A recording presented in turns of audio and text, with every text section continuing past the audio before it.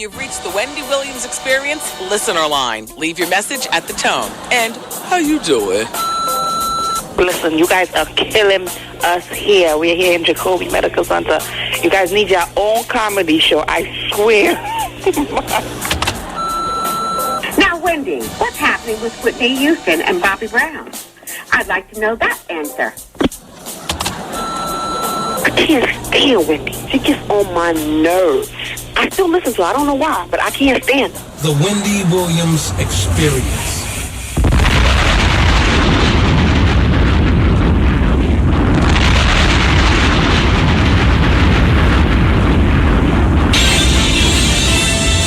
And now we're pleased to bring you our feature presentation.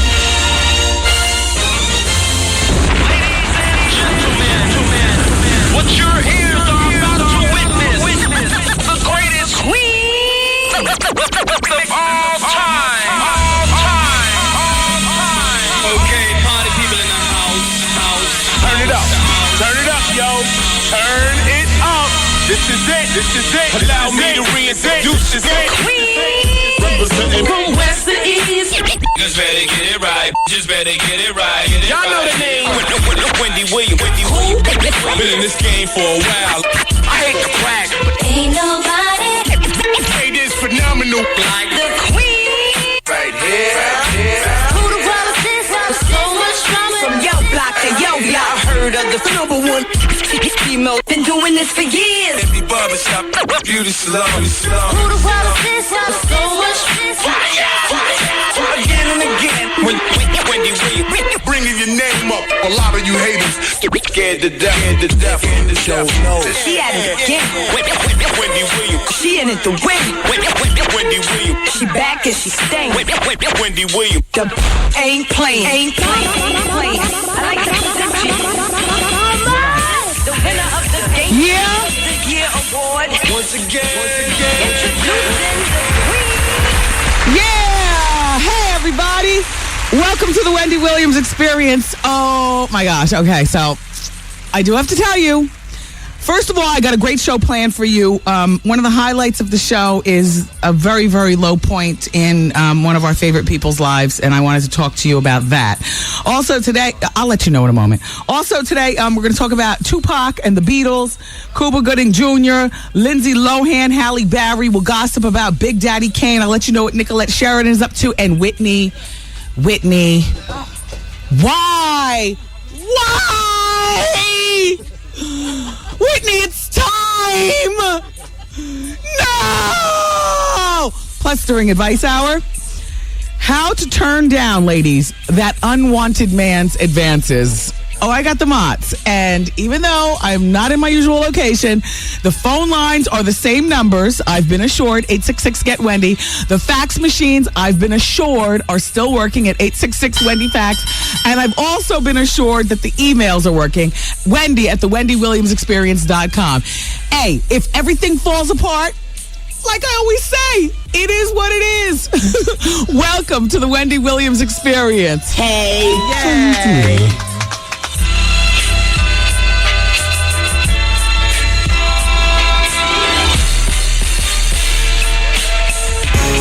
Wendy Williams Experience.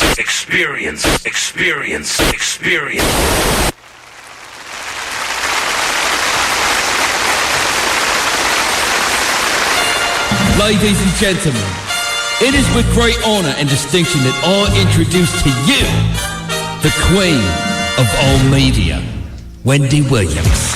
All right. Hey, everybody, what's happening? It just so happens that I'm in Puerto Rico with almost 1,000 listeners. But for those of you who are not in Puerto Rico, please do not think I'm one of those sucker duck broadcasters who makes it all about, you know, being on location, because I try my best not to, because I understand that for the almost 1,000 people that are here, there are millions who aren't, and you all don't want to hear that it's 90 degrees and I'm sitting in here in my Norma Kamali bathing suit and my bandeau cover up and, you know, my straw hat and my bright pink lipstick, and I'm drinking lots of champagne, and we're having our rum punches, and we are luxuriating Yeah, you don't want to hear that. So therefore, I won't continually remind you. So how is everything with you? Tax season is here. I met with my dude the other day. I'm filing late, as I usually do. I make those plans. I file anywhere between April 15th and August. How about you? I don't even put myself through the stress, of trying to make that deadline. I just can't deal with it. And there's a little fee that goes along with it, but the fee is worth it in terms of, the stress of trying to make that April 15th deadline. I remember once in my life, it was when I was living in D.C., being at the main post office in the nation's capital at 11:59. There was a line with about as many people as are on this trip to Puerto Rico. Sorry. A line with, over 500 people waiting to file, mail it away. But I understand e-filing is the big deal. For you people who e-file, you're the new thing. You e-file and you get it done. For other people, it's a lot more complicated. I don't know. All I know is that the date is coming. So, have you filed your taxes yet? The phone lines are working, and I would love to be able to check them out. The only one that's left behind on the show is Goose. Hi, Goose. Let's go to the phone and just see who's there. Are all the interns there today, Goose? Okay, great. Hi, how are you? It's Wendy. Hi, Wendy. Welcome to the radio. Thank you. It's nice to have you here. What's going on? Nothing. I'm sitting outside here waiting on my daughter to come out of school. Oh. Yeah, nice. She don't know I'm picking her up, but I am. Oh, that's a nice surprise. Who normally picks her up? No, she usually come on the bus. Okay. Yeah. So I just came down here. That's nice. What grade she in? She's in the 10th. She got to go get her hair done, so I surprised her and take her down there. Oh, nice. Mm-hmm. All right. Well, thank you for listening and driving and luxuriating with us. Thank you. Okay, I really have something that I have to get to that's very important. I've really been stalling, but I've been thinking about you all since flying down here and reading this new Whitney Houston article in the National Enquirer magazine. I am gagging. And before I read this, can I just preface this with, in advance, if you think that I'm picking on Whitney Houston at this point, there's nothing I can say to you. I am a pop culture reporter. I report what's going on in pop culture. I'm a grown woman. I don't have time to be chasing after, celebrities and digging in their garbage like I did, 15 years ago to figure out what they're up to. And let me also say this. If you're not familiar with getting high to the highest of high-tivity, you will also think that what I'm about to say is a bunch of mess that Bobby Brown's sister is saying. However, if you have been a deep ex-offender like me, baby, hold on, because but for the grace of God, this could be any one of us. Are you ready? This is from the National Enquirer. Okay, first of all, this shocking scene of a sleazy mayhem in damning proof of Whitney Houston's tragic addiction to crack. Our sensational exclusive photos show the superstar's private bathroom after she locked herself away for days on end on another self-destructive binge. Wow. Amid the trash, leftover food, empty beer cans are tools for the hardcore drug fiend. Pipes, rolling papers. Everybody who understands what I'm saying knows what the spoon is all about. That spoon all burnt up on the back. Yes, Goose, you keep that going. This is not funny. This is nervous laughter from the host, and also gazing over at my friend Lisa Carnegie, who we read this. Hey, Lisa. Lisa and I are just, we're drowning our sorrows in Vaselli over this champagne, and we read it 24 hours ago. Let me finish. Okay, spoons in which powdered cocaine is cooked into crack and lighters. The picture was taken by one of Whitney's closest friends and relative, Bobby Brown's sister, Tina Brown. Hold on. Yeah, exactly, her own sister-in-law. It is the first time one of a serial Grammy winner's inner circle have opened up the door to a despair and depravity that has led Whitney's family to fear that she is just one fix away from a fatal overdose. Sidebar, and after reading this article, Whitney would be lucky to make it till Christmas. Follow. And according to Tina's heartbreaking revelations, this bathroom squalor is just one small part of Whitney's harrowing world. Tina, 42, knows Whitney's drug habit well. A recovering addict herself, she and her sister-in-law were drug buddies for many months. She confesses, here's the quote, I did crack with Whitney. The truth needs to come out. She won't stay off drugs. It's every single day. It's so ugly. Everyone is so scared that she's going to OD. In the most explosive interview ever about Whitney, Tina tells how 42-year-old Whitney spends days locked in the bedroom amid piles of garbage, smoking crack, using sex toys to satisfy herself, and ignoring her personal hygiene. Wow. Now, the only part about this whole article that I don't believe, the only part I don't believe are the sex toys, because true fiend ain't stopping. Let me continue. When she's high, she imagines demons are beating her, but in fact, she's biting herself and punching her body black and blue with her own fist. Her family became so worried that they staged an intervention, but Whitney fled by jumping out of a window. When they did get her into a rehab, she mocked the counselors and continued to smoke crack during her treatment. Her addiction has become so bad she spends days on end in the crack house because she is so desperate for a high from the most dangerous drug a dealer can give her. Even then, her crazy antics have led, follow what I'm saying, hardened dealers to ring Bobby and demand to take his bee of a wife home. Wow. How are you going to get kicked out of a crack house? Wow. With money. Later on in the article, they talk about Whitney's getting an 8-ball for $300. Now, I don't really, all I know is that that's a lot, right?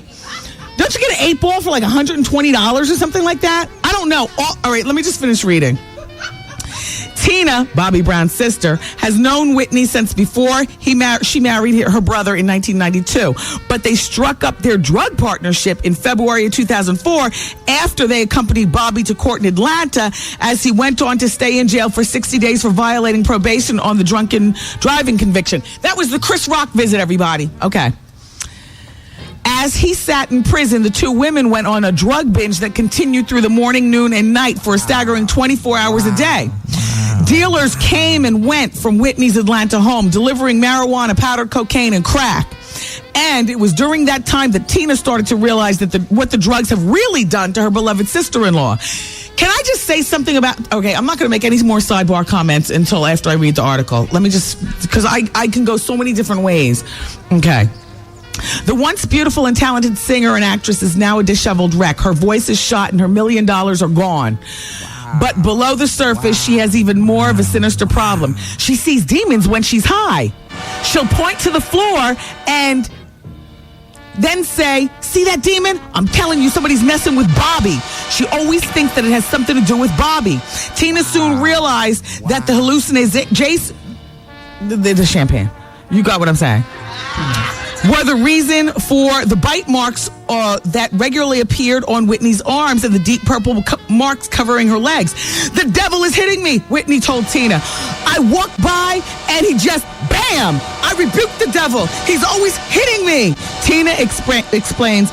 But it's her hitting herself. During these visions, Whitney runs for one of many Bibles and clutches it close to her. She says that she has these powers. She'll drive you crazy with it. It's scary. It got so bad, she used to lock herself. I used to lock myself in my bedroom. This is what Tina says. In her paranoia, Whitney broke a hole in the wall. How many people have been so paranoid that you think that somebody's following you or whatever? You're flipping the blinds and looking out the window. The hole in the wall is the next damn level. Hold on. I'm going to tell you why she pokes the holes in the walls. Hold on. And that's not 1 minute, Goose. I hear you. Wait. So high, she poked the hole. It poked a hole. Wait, where am I? Oh, in the wall of her bathroom so she could see who's moving around the house. When she's high, there's even more destruction as she looks for imaginary wires and spy cameras. You all? Wow. Tina goes on to say she breaks everything: mirrors, telephones, cabinets, and appliances. Whitney was getting in such a state that she would often frighten her 13-year-old daughter, Bobby Christina, and some of Tina's 6 children who visit the house. Goose, extend me for another 2 minutes. Whitney, at the house. Okay. In mid-March of 2004, this prompted her mother, Sissy, to step in again. The former gospel singer attempted many times to free her daughter from the grip of drugs, but it was just time to try once more. Whitney was in her bedroom, getting high. When Sissy arrived at the house with her son Gary and several security men hoping to force Whitney into rehab. Although Whitney was screaming down the steps to Tina, "Don't let her in! Don't let her in!" But Sissy came up the stairs. Wow. I did not want them to see what she'd be doing up there, Tina says. But her mother came up and seen it all. She was up there getting high, Whitney was. And it's disaster. And the paraphernalia was everywhere. As the kids were loaded into a weighted car to take them to the hotel, Whitney appeared at an upstairs window threatening to jump. Wow. She was talked inside, but later escaped through another window and persuaded a passing motorist, y'all, to pick her up and give her a ride. Wow. Tina recalls she came into the hotel. She was filthy. She was screaming at the top of her lungs, "What room? What room? What room?" And everybody's looking, and I had to give the receptionist some money to tell her, "You didn't see anything." The intervention group look, I gotta read this in the next break. This is wearing me out already. I could go 25 different ways, but you know what? But for the grace of God, could be many of us. Whitney is apparently past the point of us saying anything. Like, I really could, that's all that she can, this is like really bad. And for people who know the paranoia, you know where you've almost gotten to the point of punching a damn hole in a wall thinking that somebody installed a damn camera in your TV with a two-way look. Shut up. Shut up. Yo, I'll finish with this. Take your phone calls, and we'll continue because we have got many hours together. It's Wendy, man. Thanks. Wendy, man. So, Whitney, is there drug use at this present time? Who are you talking to? To you, Whitney. You. No, you're not talking to me. I'm a mother. Only my mother has privy to that information. You talk to your child about that. Don't ask me no questions like I'm a child. Don't ask me like I'm a child, because I'm not a child, Wendy. The Wendy Williams Experience.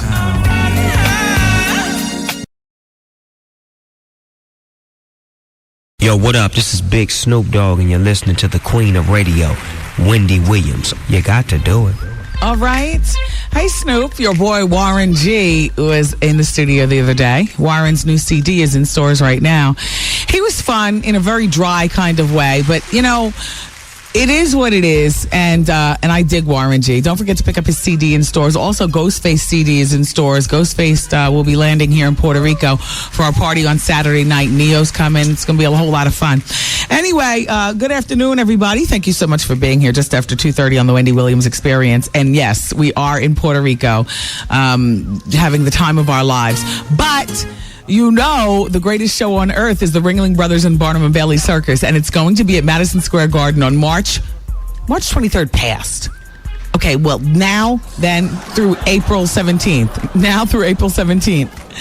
Keep listening for your chance to win passes for the Ringling Brothers and Barnum and Bailey Circus. WBLS night is actually April 13th.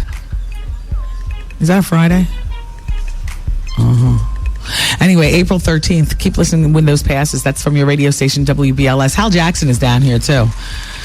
I was wondering whether Hal would... I saw Debbie B by the pool. I didn't see Hal. And I was wondering whether Hal... What kind of bathing suit, like, Hal Jackson would wear. Do you know what I mean? I've been up since 8 o'clock this morning, and I was such... I was so, you know... Oh gosh, I'm gonna have a big sarong and blah blah blah, and I don't want to walk around and my legs jiggle. And, have yourself a few drinks starting at 8 o'clock in the morning, and by 2 o'clock in the afternoon, I'm ready. There are a lot of people here, and we're having a lot of fun. But let's go to the telephone. James is on line number 1, and he's 42. He's from Brooklyn. He wants to talk about Whitney Houston and Heather Hunter. Hi, James. Hey, what's up, Whitney? I want to apologize for not coming to get the book yet, but I have a busy life just like you, and I hope you're enjoying yourself. Oh, it's fine, James. Go ahead. Talk about Whitney. Okay, let me set the Hunter. First of all, I know she specialized in sex, but as far as when she was talking about Yvonne, she said Batum. Remember she said Batum? What does that mean? It's because she's supposed to say verbatim when she said King Magazine. Oh, Batum. Yeah, that's stupid. She's ignorant. She needs to instead of trying to focus on the rap career, she should focus on In the meantime, but do you want to know what you haven't seen from Heather Hunter? Her drawings. Like, she's really, really nice. She's really, really creative. She might not be able to speak well, but she puts it down in the bedroom well. And she's got this talent that's taking her beyond porn star. I was just talking with somebody regarding Heather's work. I have the lookbook, at my house. She brought it to me. I was showing people. They were like, wow, she's really talented. So she's got this gallery that opens on May 1st. Keep listening to the show because I'm definitely going to be supporting for more details. Down with it. I'm not trying to. I understand though. And they keep playing it over and over again. Let me tell you about Whitney though. Okay. I don't believe that whole story because she keeps saying Whitney. Where's Bobby? You know what I'm saying? Where's Bobby? She's not saying nothing about Bobby. I think First of all, I have your explanation for Bobby.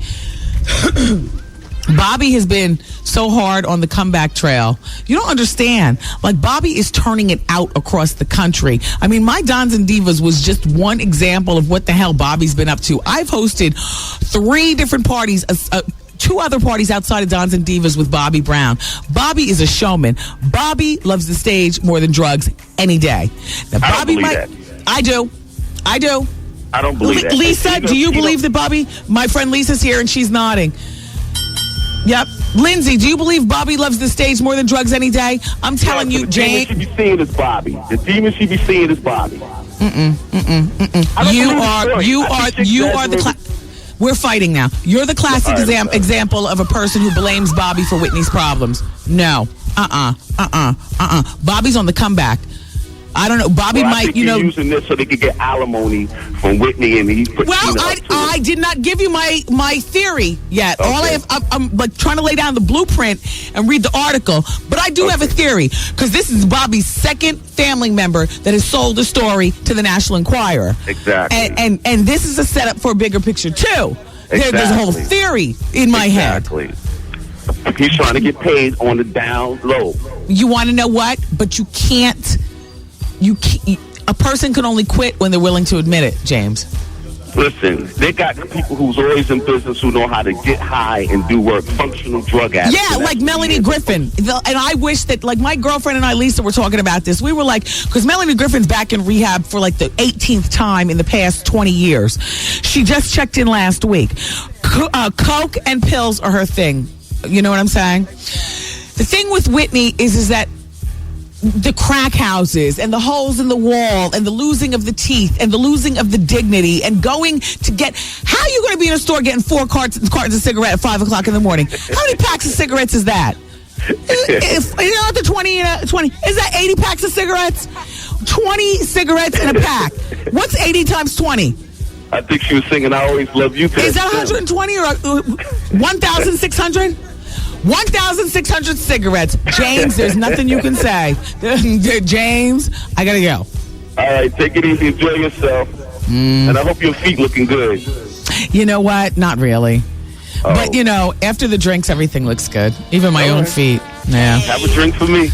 Yeah, I will. Thanks. Yeah.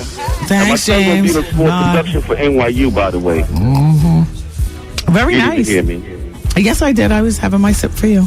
Oh, okay. Enjoy. All right. James, take care. Tell your son I said hi. Good luck with the production. You got to get Rochelle Farrell on the show. You have to get Rochelle Farrell on your show. You have to. Now, why is that? Because she is like the most underrated singer out there. She makes Mariah Carey look like Whitney Houston. I don't know. My girlfriend Lisa's screaming from the peanut gallery. Yeah, Lisa? Yeah, Rochelle Farrell is phenomenal. She got the best voice living or dead. Who's got better professional lips, Rochelle Farrell or Whitney Houston or Missy Elliott? Michelle Farrell. She's got crazy lips. Yeah, everybody from poolside, Fame Fortune, JCJ's people. Anyway, Rochelle Farrell any day. Bag her face and keep her lips open. Is that what we're saying? Oh, nah, I love Rochelle Farrell. She can sing anything, and I'm sorry that you don't have her on the show. Yeah. Okay. No, you know what? We'll work on that. Take care, James. Yeah. No, hold me to it. I take suggestions. Take care, you, James. Okay. Bye. All right. All right, I wanted to talk to LT. He's 26 in Atlanta. Oh, sorry, Goose. On line number 7. Okay, all right. I agreed to do the bonus hour and everything today because I just wanted the show to be really seamless. Now I'm regretting that part. Can I be honest? At 6 o'clock, I so wish I could go and fall out. Hell, yeah, I'll be here until 7 o'clock, though, and that's that. We have time to take one more telephone call. We'll go to line number 6. Kiara's there. She's 28. She wants to talk about the show Black White. Hey, Kiara. Hey, Wendy.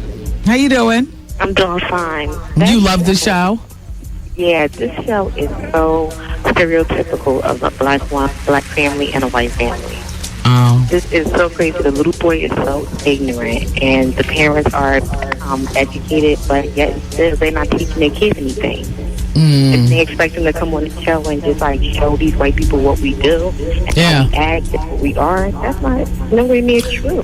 Well, you can't just use one particular voice to speak for all people, is what you're saying. They're using a show to do that. But I'm hoping that people watch the show understand that these are just two families' perspectives. It's not everybody. This is not the way all white people feel or all black people feel. Yeah, but you know what? It's so sad because he's 16 years old in the 8th grade. Are you serious? Are you serious? This is the same Negro buying the $150 iced out watch? Yes, ma'am. You gotta be kidding. Wow, I saw that episode. Wow. 16 in 8th grade? Yeah. You'd be surprised how many people listening to us right now were in the same position or are. Just stupid. Just how dummies. How you got 2 degrees and they can't make sure you finish school? Like the shoemaker's kids never have shoes? Right? Yeah. All right, so thank you for calling, Kira. Oh, you're welcome. I just want to give a shout out to my boo. You know who you are, Nanny. Okay, take care. Okay, bye-bye. How you doing? All right, everybody keep it where you got it. It's Wendy until 7. Then it's Vaughn in the Quiet Storm, except for Vaughn's here in Puerto Rico. Is Vaughn broadcasting live too? Vaughn had on your daddy at the picnic outfit. You know, the long shorts and the short sleeve shirt with the buttons. Did you see him over at the pool? He was in Debbie B's cipher. Anyway, keep it where you got it.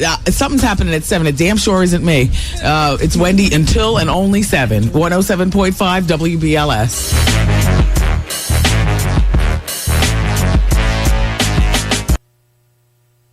It's Wendy, the greatest show on earth. Wendy Williams Experience.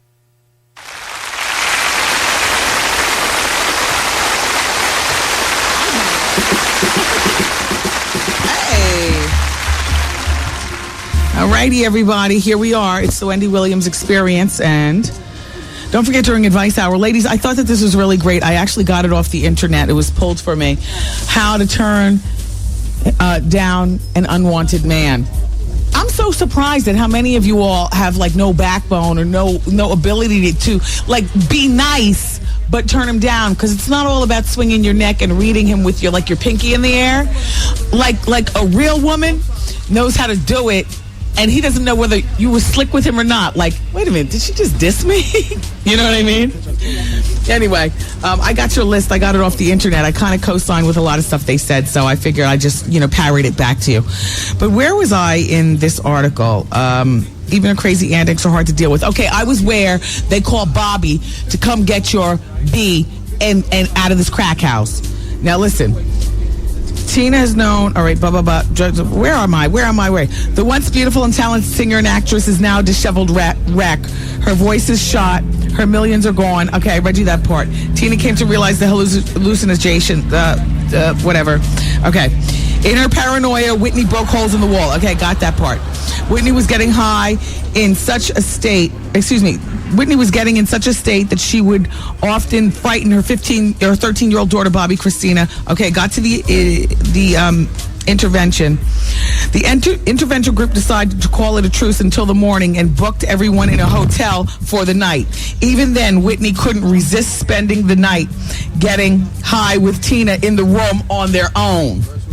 Wow. Before they went to sleep, she was so hysterical with laughter, she wet on herself and even put on a diaper belonging to one of Tina's kids. The next day, the psychiatrist arrived, and after an ultimatum, Whitney and Tina agreed to go into rehab. To avoid publicity, arrangements were made for the two to attend late-night sessions at the rehab center in Georgia. It was a joke, Tina said. We'd go about 11 o'clock at night. It would last about 2 weeks.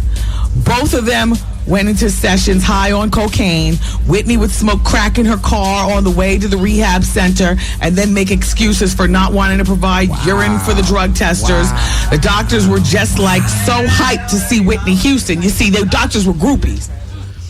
To see Whitney Houston, she would say, I'm just going to act crazy. And she used to talk and say, yeah. I'm not going to give you any pee today. I don't have none right now. And they used to think that we were just hyper.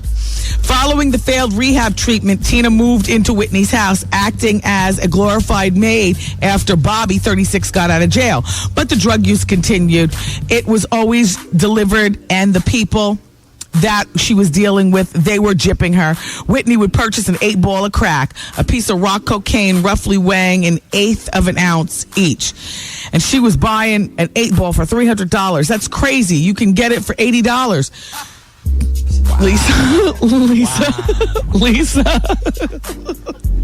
Lisa, stop laughing.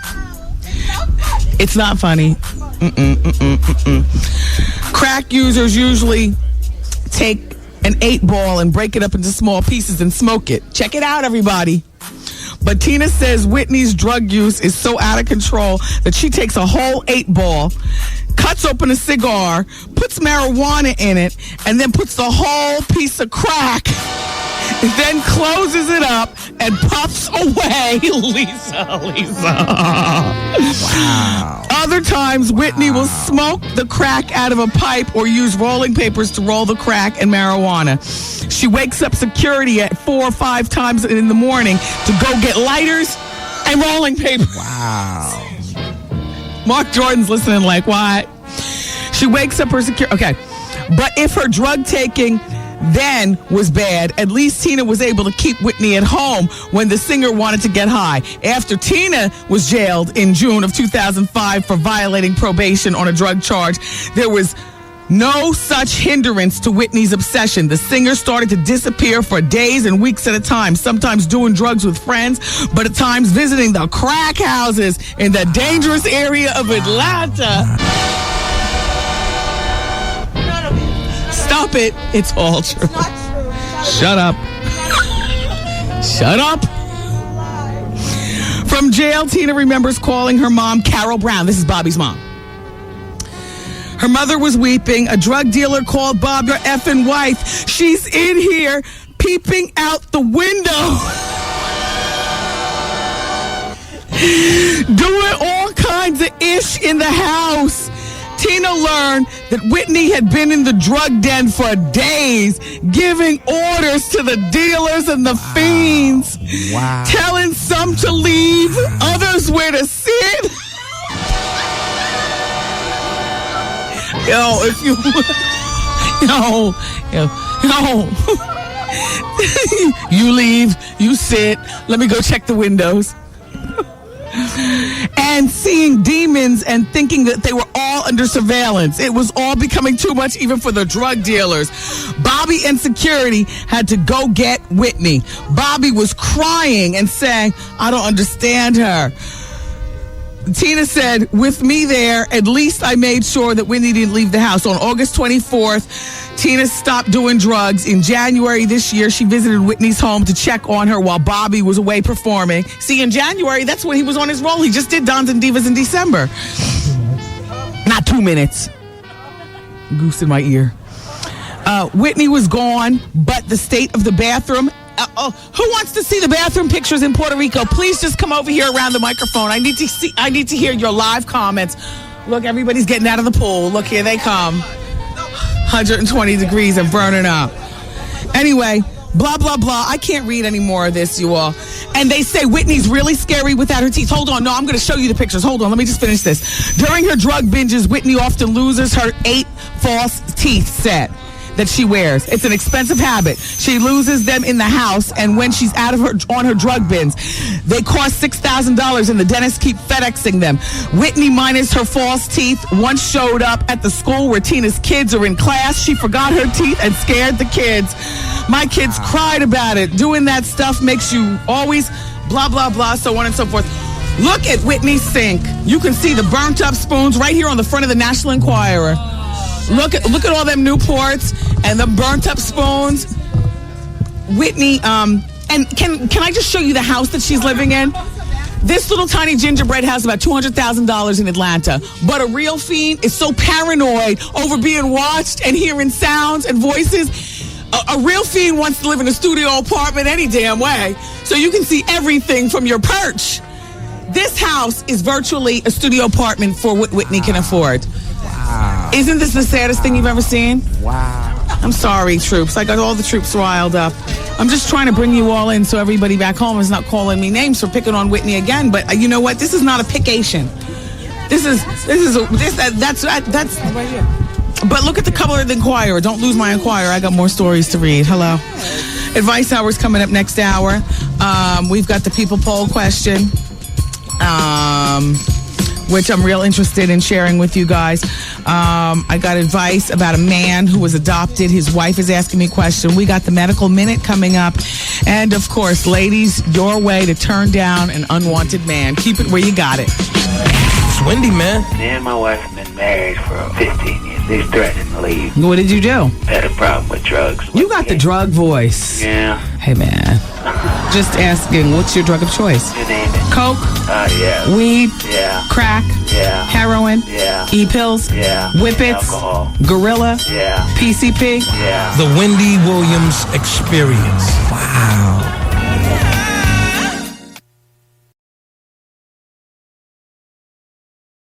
Got a problem? Wendy, should I stay with him or should I just leave him? It's Advice Hour. I feel like I have no choice but to be a sister to her and to love her. You need to blow him up. Yeah. In front of the family. Her husband needs to be there on the side. How he wrecked her life. Wendy, girl, I'm pregnant by my brother-in-law. Should I keep this baby? You wretched whore. Call Wendy 866-GET-WENDY. Fax Wendy 866-WENDY-FACT. Advice Hour starts now.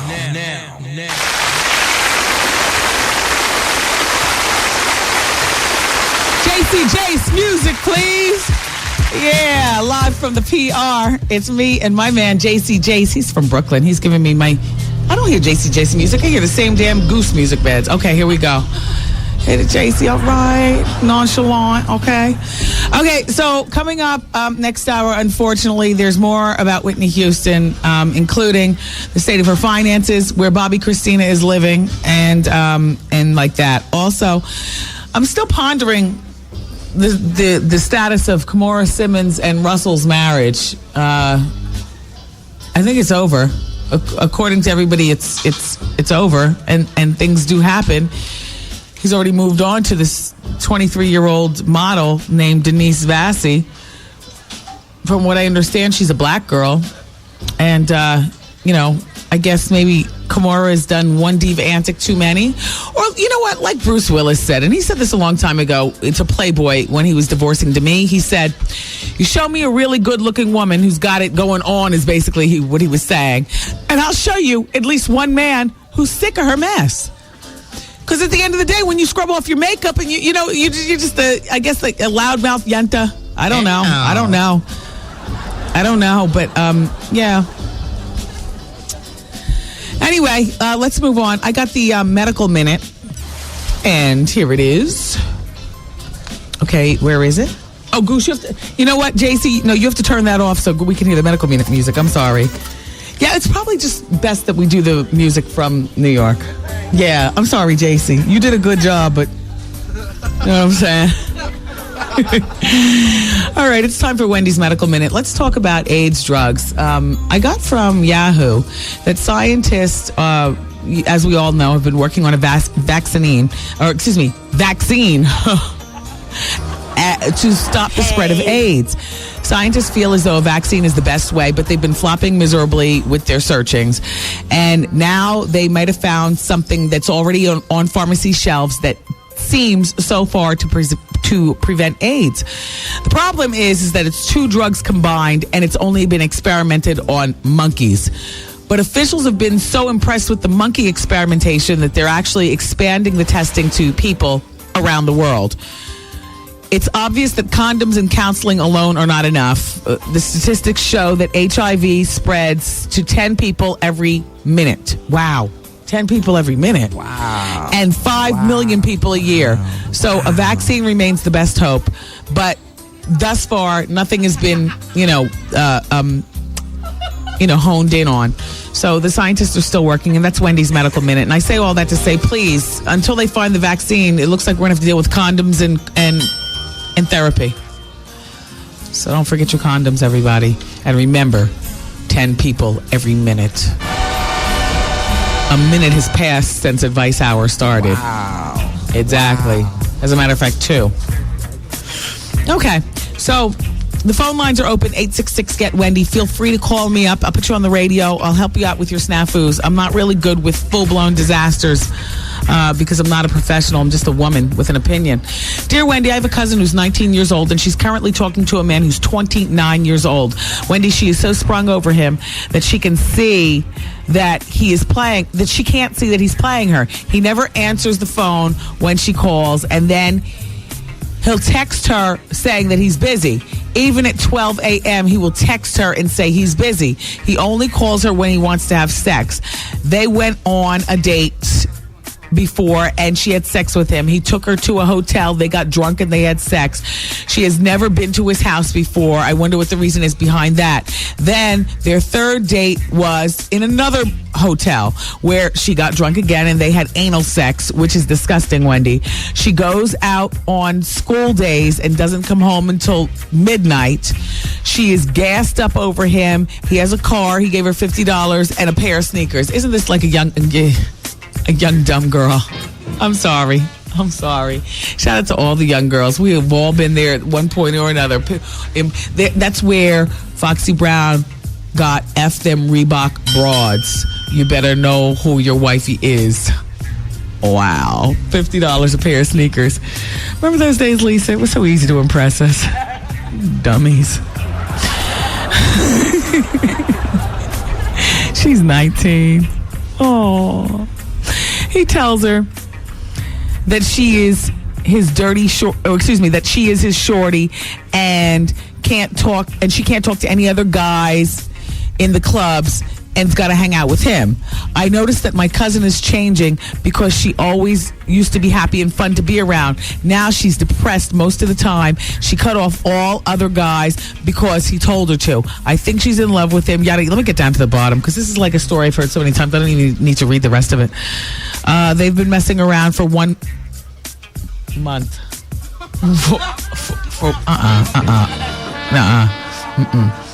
What should you do? Nothing. Wow. What can you do? Wow. Your cousin's 19 years old. She's a woman. He's 29. They've been messing around for a month. She's lost her mind. She's still impressed by $50 and a pair of Reeboks.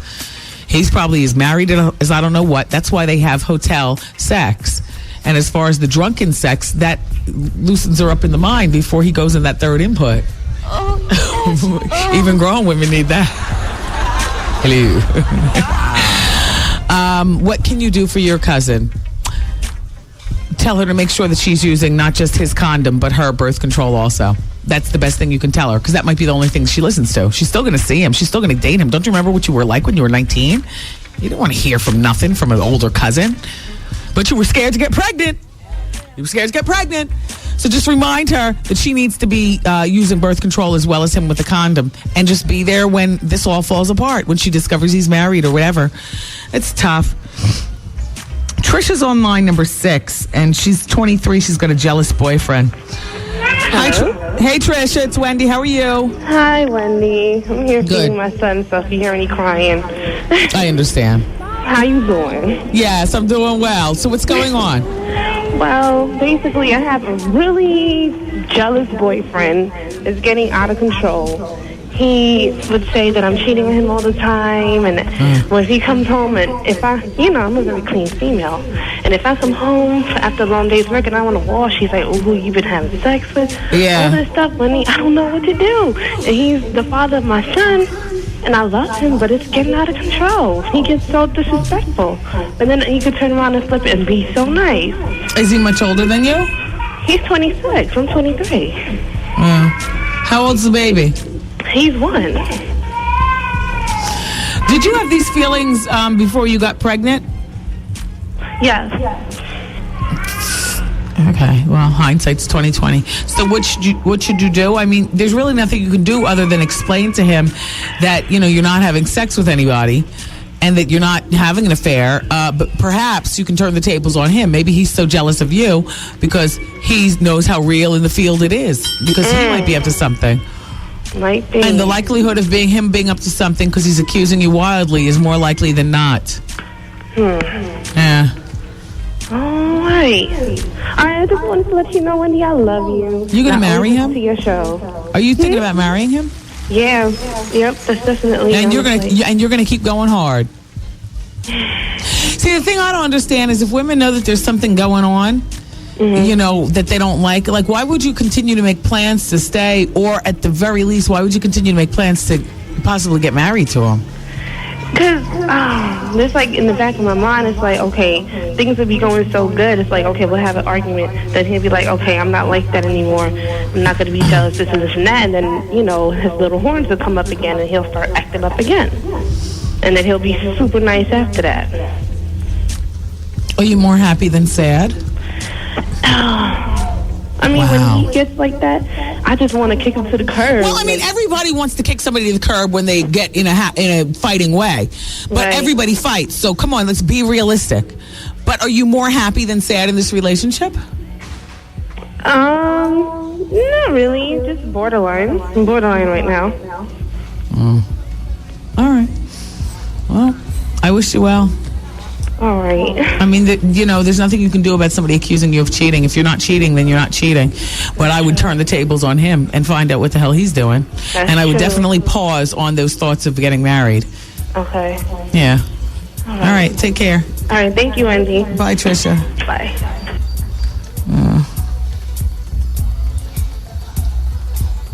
Jasmine's on line number 3.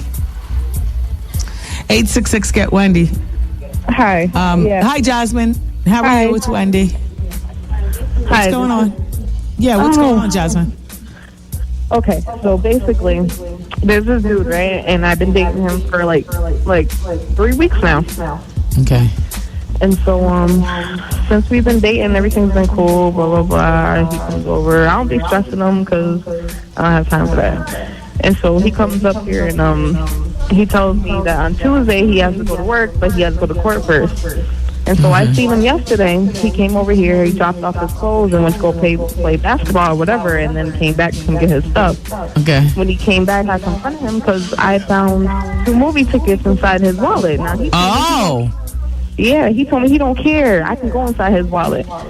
And so I went in there and looked up movie tickets, and they were for Tuesday at like 4:21 when he was p.m. supposed to be, he was supposed to be in court.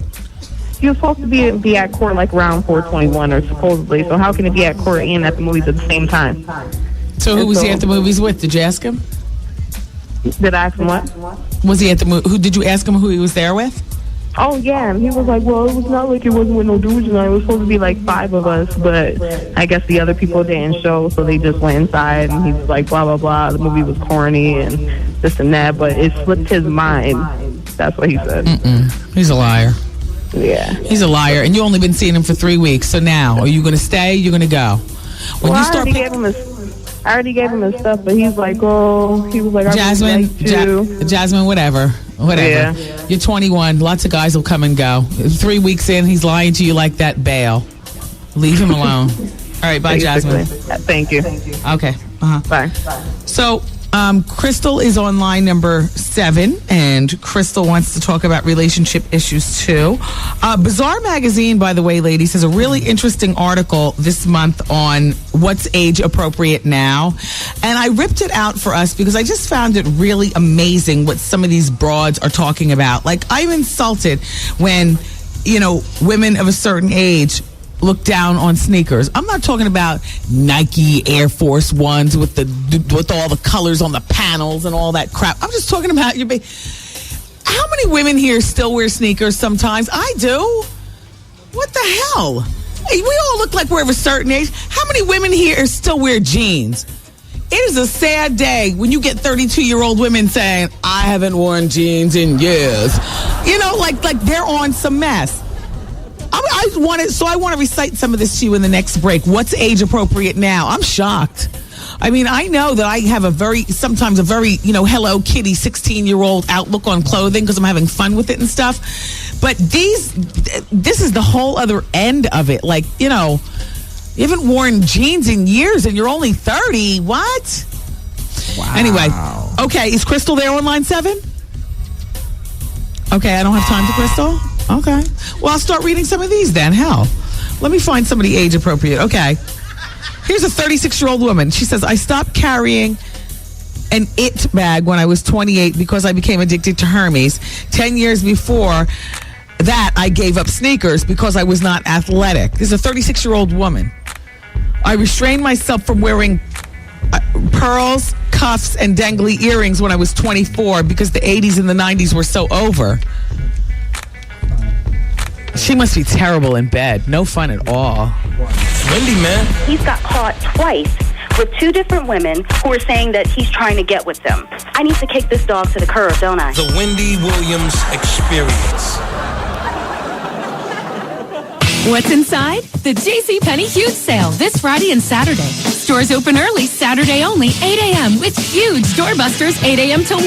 Like 50% off entire stock spring dresses for misses. And 50% off Stafford fashion dress shirts. Plus, take an additional 10% off some of the best spring fashions. The JCPenney Huge Sale this Friday and Saturday. Shop Saturday, 8 a.m. It's all inside. JCPenney. Some exclusions apply. See store for details. Still ends April 1st.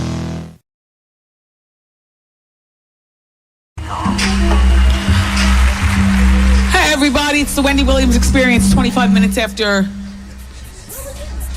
3 o'clock. You can catch the WBLS Street Team. They're going to be at the Bally's Sports Club, 350 West 50th Street in Manhattan. That's going to be today, actually, until 5 p.m. So stop by and get your WBLS goodies while supplies last.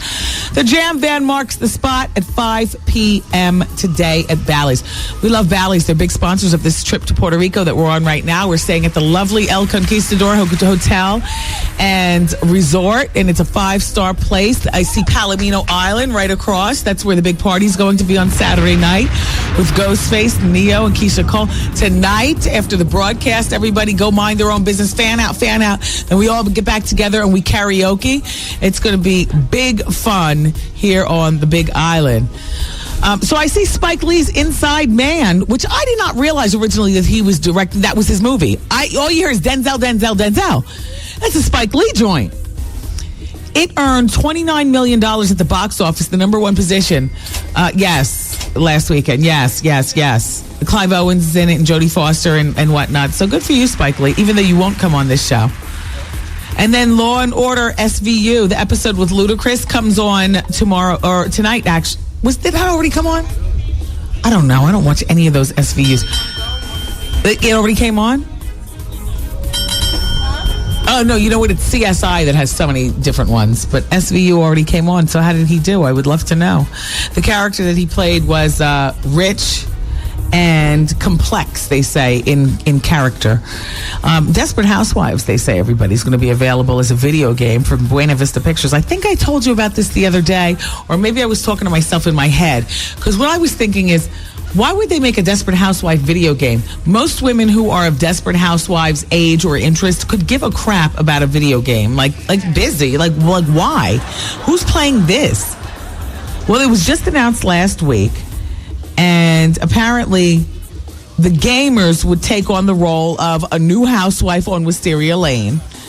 And they must interact with the neighbors to uncover the clues about the neighborhood's dark secrets. Players select their housewife's look and their housewife's outfit, and then they hit the virtual reality town with Bree and Lynette and all them. It sounds really corny, but Buena Vista has a target date for September 2006 for the release. In case your grandmom or your mom wants one for Mother's Day. My mother would look at this like, what the hell? Hell, even I would look at it like, why are you giving me a damn video game? What the hell? Dear Wendy, my question is, where the hell is Bobby Brown when all this is going on? If he's not getting high with her, then why the hell isn't he trying to get her some help? I understand that you can't force someone into rehab unless it's court appointed, but they can definitely have her committed for psychiatric evaluation. Yada, yada. Yeah, I've said this for a long time. They need to lock Whitney away someplace. like for a long time, so she can't do things like buy 4 cartons of cigarettes at 4 o'clock in the morning. You know what I mean? To get the pictures of, the National Enquirer and stuff. Whitney, I was saying, somebody asked where Bobby was. And I said, I guess he's tried. Bobby's no saint either. But like I've said, Bobby's got a bigger love than the thing, and that is the stage. And it's not until you see Bobby on stage, you see how electric he suddenly becomes. Bobby cares for the stage much more than the thing. In a perfect world, he'd want to balance, I'm sure, both. But Whitney, yeah. All right, is there anybody on hold, Goose? Because it's still advice hour. We can certainly, okay, sure, we'll take some phone calls. Hello? Hello, Wendy. Hi, how are you? I'm pretty good. I'm calling about somebody called up a little while ago, and they were upset that their boyfriend is always questioning, when they come home and why am I getting a bath and all that. Right, cheating. All right, men have a sixth sense. All right, I'm revealing a secret here. That's why I'm using an anonymous name. Okay. Men have a sixth sense. And some women know about it, some women don't. And when a woman gives an answer to a question that the man doesn't like, he can pick up on whether or not that's the answer he wants to hear. So what she needs to do is look him right in the face and say, I've been out with the fellas. What are you going to do about it? No, you were... It completely blocks that sixth sense. I don't like that idea. Because a man will be quick to punch a woman in the jaw. As a matter of fact... then that's all the more reason for her to leave him. Well, I'm just saying, men these days, they don't play that. And women sometimes... That's not a good idea. I don't like that idea. That's what I do with my wife anyhow. Yeah. Oh, okay, with your wife. Okay. All right, well, thanks for calling. Bye-bye. All right. Joy Behar. Hey, what's going on? Hi, this is Lisa Harris. Yeah, this is Wendy. How are you? I'm good, Wendy. How are you? Good. How can I help you? I'm calling about my relationship. I've been in a relationship for almost 6 years. And my boyfriend, his mom was like constantly in our business. Like just recently, he helped me get a car, and his mom wants everything to be taken out his name, so that's why I'm on my way right now to go get the car on his name. He doesn't have a problem with it, but his mother has a problem with it. And I'm like, I don't know what to do. Like, it's so much behind it as to where, like, his family and my family are totally disgusted of each other, but we still are with each other. And, like, we really want to be together. Okay, but he got you a car and put it in his name? It's in both of our names, actually. No, you know what? If I was his mother, I'd be disgusted, too. Why is that? Because you sound too young to be trying to act like married grown folks. And you kids don't understand the value of credit. Whether it's bad or good, it's still yours. And only you clear it, and only you luxuriate when it's good. And you kids don't have a clue. And next thing you know, you'll be talking about putting a baby seat in the back of that car, and he'll be talking about quitting college, and you're not going to do that to my only son. He's almost finished with college. He has a month to go. And whatever, you're not doing that to us. Excuse me? No, I don't like it. Like, you're asking me a question, but the problem is that you're coming to the mother of the son. And I'd be mad also. I do everything to try to break this up just because it's too much. You're buying cars together? Like, I understand puppy love and holding hands, even getting it in the basement when Daddy and I aren't looking. But you're not... Like, he doesn't have any obligation. It's just that he helped me get it. The payment. His name is on the paper. His name is on the paper. That's grown folks. You all are not grown. If you were grown, you buy your own car. If he was grown, he'd be able to buy you a full car without your name. No, I'd be upset too. Sweetheart, you're asking a grown woman a question regarding, why a mother would feel a certain way about their child. I can only give the answer that I can picture myself in. You all are playing grown people's game, and before you know it, you're going to be putting a baby carriage in the back, or the baby seat in the back of that car. I'm not ready for my son to marry you. You're a nice girl as long as you're not sharing paperwork. You're a nice girl as long as you're pregnant. And you're a nice girl as long as you're not deterring my son from my hopes and dreams. I mean, his hopes and dreams of becoming a brain surgeon or whatever. You're in the way. And now I'm going to break you up. I mean, now I've got to really watch out for my son. Yeah, you're too young for sharing names on papers. Look, are there mothers in the audience sitting right in front of me? Just raise your hand. You know what I'm saying? All right, great. I'm sorry, sweetheart. I know that's not the answer you wanted me to give you. That's the only answer. Thank you. All right, bye. Don't forget your birth control. All right. Yeah, we're going to take a break, all right. Beer tender. Hey. Exactly. All right. Keep it where you got it, everybody. It's Advice Hour on the Wendy Williams Experience. Still to come on the show, we're going to talk about Nicolette Sheridan, Big Daddy Kane, Halle Berry, Cuba Gooding Jr. We never talk about him or the Beatles, but we're talking about both of them today. It's Wendy until 7, 107.5 WVLS. Yo, did you catch this flashback? Wendy Williams as Charlemagne the God. Yeah, I'm from Columbia, South Carolina, too. That's the place where Tyler Perry comes with Billy D. Williams to get his down low freak on. And yes, how you doing? Yes, how you doing? It's a place called the in Columbia, and it's a dude that's been working there for like ever. And he says Tyler Perry and Billy D get it in. Yeah, when Tyler Perry comes to do his shows, Billy D be backstage and they do the kissing and all that. Don't say that. This is These are not the views of Wendy Williams. We have sideways ways of saying things here, and you just talk straight up. Yeah, well, I'm just telling you what I heard. How you damn doing? How you doing? We got him. This it right here. Miss a day, miss a whole lot. Coming through your speakers, boy. It's Wendy, man. Okay.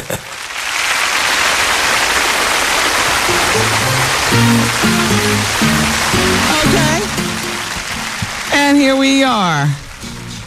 And it's Advice Hour still. And you know what I was looking for? It's really something how I try to plan. I plan so much that I overplan, and the next thing you know, I can't even find what the hell it is I wanted to talk to you about. I cannot find the paperwork concerning how to turn down unwanted men. Just give me a moment. We have another few hours here on the show. I'm sorry. But I do have the People Poll question results. We asked you yesterday, or the day before yesterday for the People Poll, do you think that it's time for Patti LaBelle to retire? And I hated that question because it was only based on one particular incident of Miss Patti when she fell out on the stage. Well, she didn't fall out, excuse me. That was when she had diabetes. She told us about that in the commercial.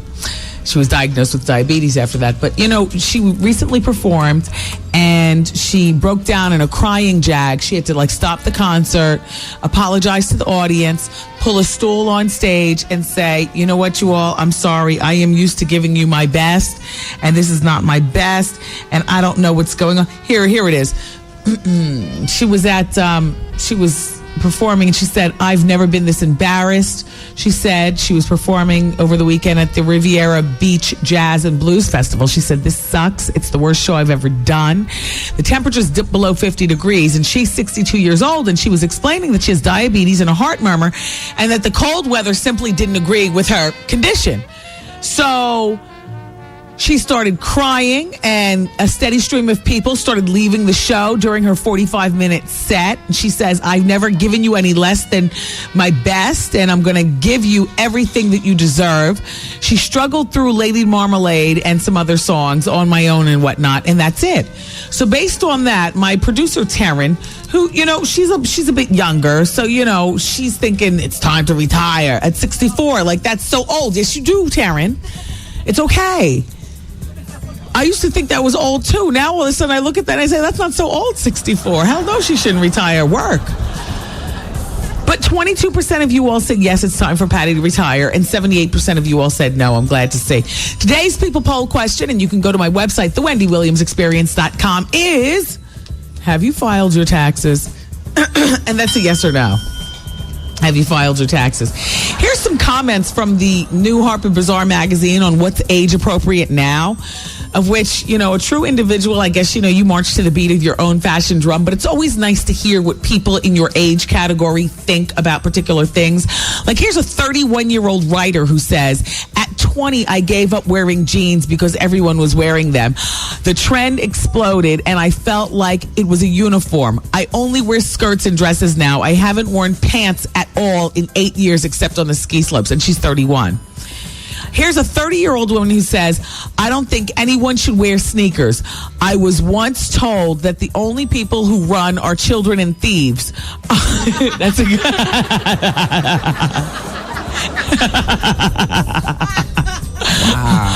I wore a suit on my first day of work when I was 25.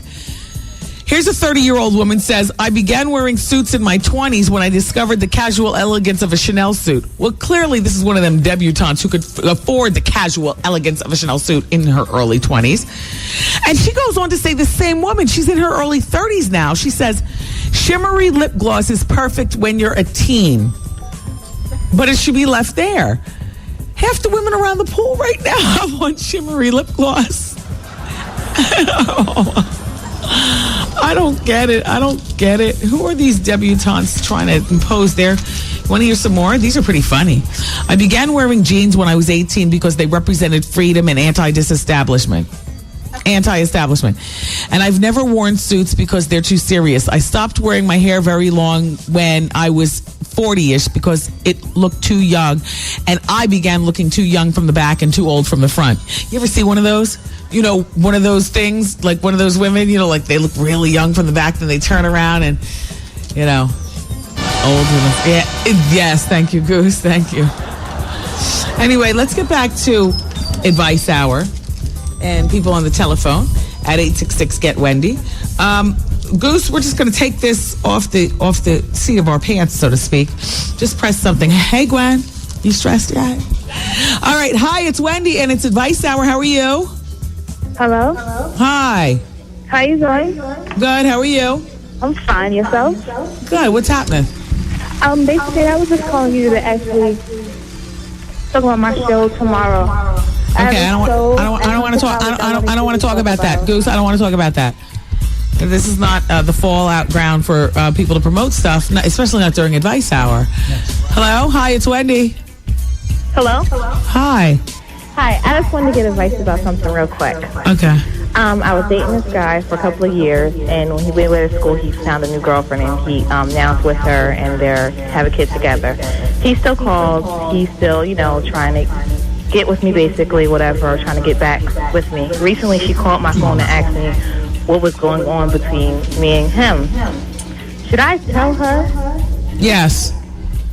You should tell her to point out what a jerk he is, and then you should leave him alone. You should not be his side piece while he has his cake and eat it too. And because he's so bold to get in touch with you and think that it's okay, you should, as a matter of fact, I make up layer on top of layer of lies just to get him in even more doo-doo with her. Yes, tell.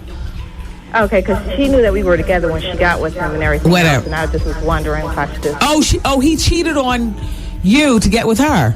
Yeah, and she did. And now he realizes the error of his ways and he wants to come back to you, but only on a part-time basis? Yeah, I guess so. Yeah, it's time to move on. But not before you burn down his, not his house, but his proverbial house. Burn it down. Okay. Yeah. Okay. I just wanted to let you know I love you. I want to listen to you every day. Thank you. Thank you. Thank you. Bye-bye. Bye. All right. I have time to take another phone call. Ugh. Hello? Hello. Hi, it's Wendy. Hello. I need some advice. Okay. Okay, I've been dating this guy for about 8 months now. But the reason I'm dating him is because I was cheating on my previous. I was cheating on him because I was infatuated with him. You were cheating on your boyfriend because you were infatuated with the guy that you're now dating? Yeah, now I'm with this guy. Okay. And I always bring up to him, he's not very out with his feelings, and my ex-man was very open with his feelings. And this guy is just so hard. I mean, we never said the love. I told him I loved him, but he won't say it to me. And, you know, I met him, and the reason I called is because I heard you talk about some girl that, you know, never met the guy's parents, but, you know, she can't talk to any other guys and all that stuff. Well, I mean, I met his mom. His mom loves me. They know we're dating. You know, he works a lot. Supposedly he works a lot. That's what he says. How long you been with him? What was that? How long you been with him?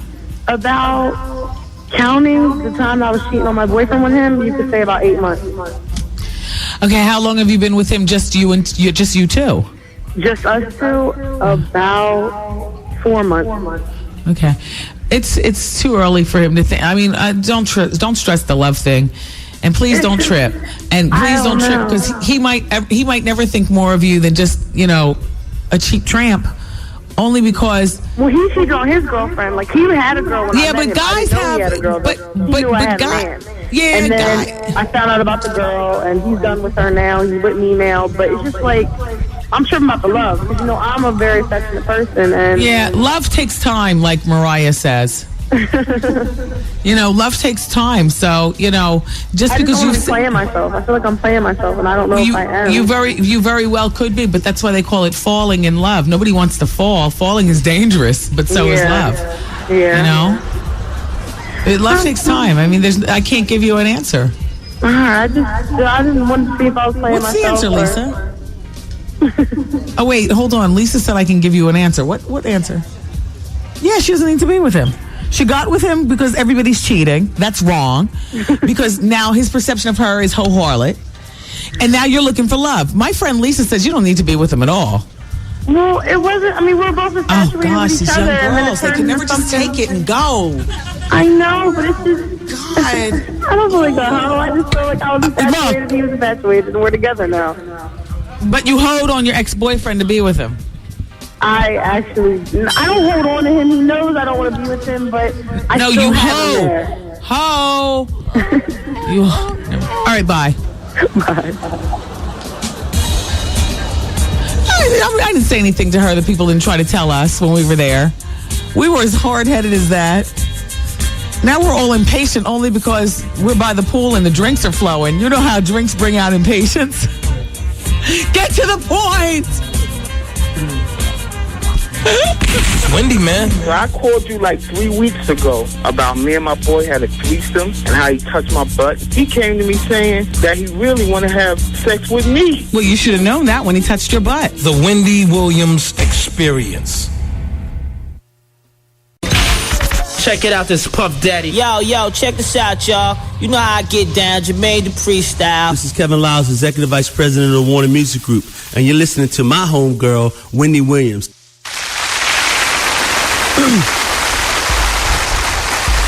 Okay, everybody, so we're still here. It's the Wendy Williams Experience, and the phone calls are always welcomed at 866-GET-WENDY. So I understand that Naomi Campbell was arrested yesterday morning. What's today? Is today Thursday? Yeah, today. She was arrested earlier today for allegedly striking her assistant with the cell phone again. Here's the quote. We believe this is a case of retaliation because Naomi had fired her housekeeper earlier this morning, said a written statement from a spokesperson from Naomi. We are confident the courts will see it the same way. Charges are pending, said a police spokesperson. According to report, though, it was Naomi who was being fingerprinted and photographed at a police station and then later taken to court for arraignment. Why can't she hold her head? Like why? Why is she still playing herself like that? Like, you know, Naomi, Mariah, me.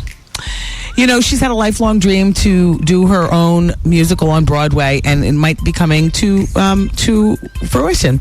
She says that she hoped at some point to create and produce and star in her own show, and here's what she says. I don't want to mention anything definite until things are signed, but there's a very big company that I just signed on to develop a project for me. It's probably going to be a movie first. I don't think it's going to be a television movie because it's not that cheesy network movie stuff, but then after being a movie, it's going to be a Broadway production. So the TV movie will set the stage for the stage. Wow, that's great. I would like it to be her life story. I mean, any way she goes with it, whether it's that, she writes us a song, she's got a fertile imagination. A lot of that stuff she sings, she actually writes herself. I'll send people to that. Dear Wendy, I'm shocked and saddened by Whitney Houston's demise. This is a once beautiful woman who's now unrecognizable. However, where is her husband and what is he doing to support her? Dear Wendy, it is such a shame that a superstar of her stature will drown in this abyss of self-destruction without anybody caring for her. She should be forced into rehab, as it does not appear that she is aware of her own destruction. Can somebody sensible please do something about this? Dear Wendy, I hate it when these addictions are referred to as diseases. That is an insult to people who have real diseases like leukemia. Leukemia, Wendy, is a disease. It seems that her self-centeredness is blocking out any concern for her daughter's well-being. Dear Wendy, goodbye, Whitney. Sounds like the end is a long, hard trail. I'm sifting through these looking for somebody to say, Wendy, F you. There you go, talking about her again. But apparently, I've even worn you all down with the talk. And you can pick up the New Inquirer magazine and look at the burnt up spoons and the Newports and read the article word for word. Wow. I read it once on the plane, and then I read it down, broke it down, and dissected it on our way from the airport to the resort to my friend Lisa. And then when we saw each other this morning, one of the first things we mentioned is that first thing I thought about this morning is Whitney. Like, wow. So in the meantime, you guys, there's more to the story, because they're saying that Whitney is running out of cash, and that insiders are saying that Whitney is literally broke with no current income and huge expenses. Yeah. Not only that, Whitney's life is such a dismal mess that, according to sources, her daughter Bobby Chris, are you ready for this? Is living with Whitney's brother Gary and sister-in-law Pat close to Whitney's home in Atlanta. So she can't even take care of her own daughter. Wow. And she's busy in the bathroom with her teeth downstairs in the kitchen. Oh, that's not funny. That is not funny.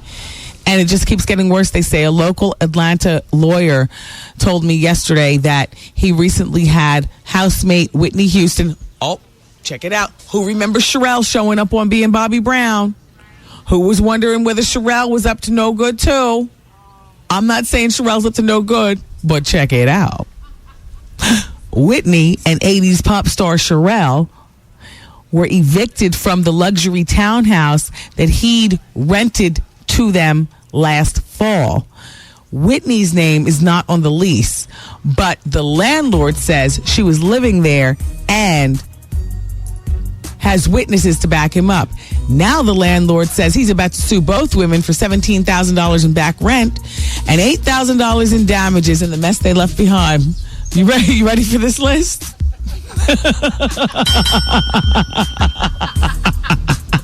Wow.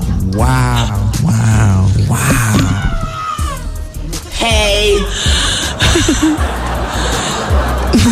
Carpets and furniture's ruined by burn marks. Broken windows. Broken windows. Shut up. Wow.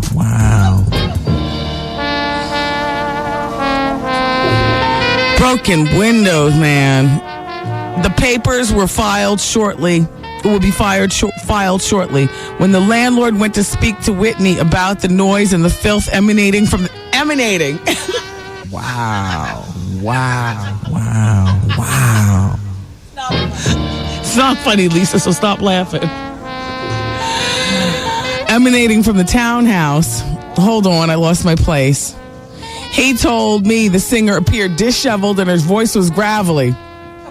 On the plus side, she was very pleasant. Like she was when she thought she was busting a sober move in the store at 4 o'clock in the morning. Wig all twisted.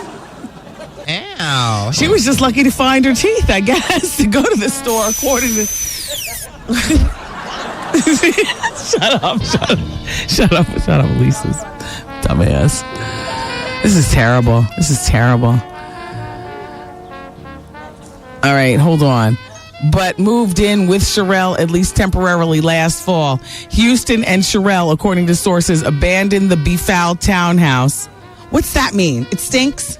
It's messy? The befouled townhouse.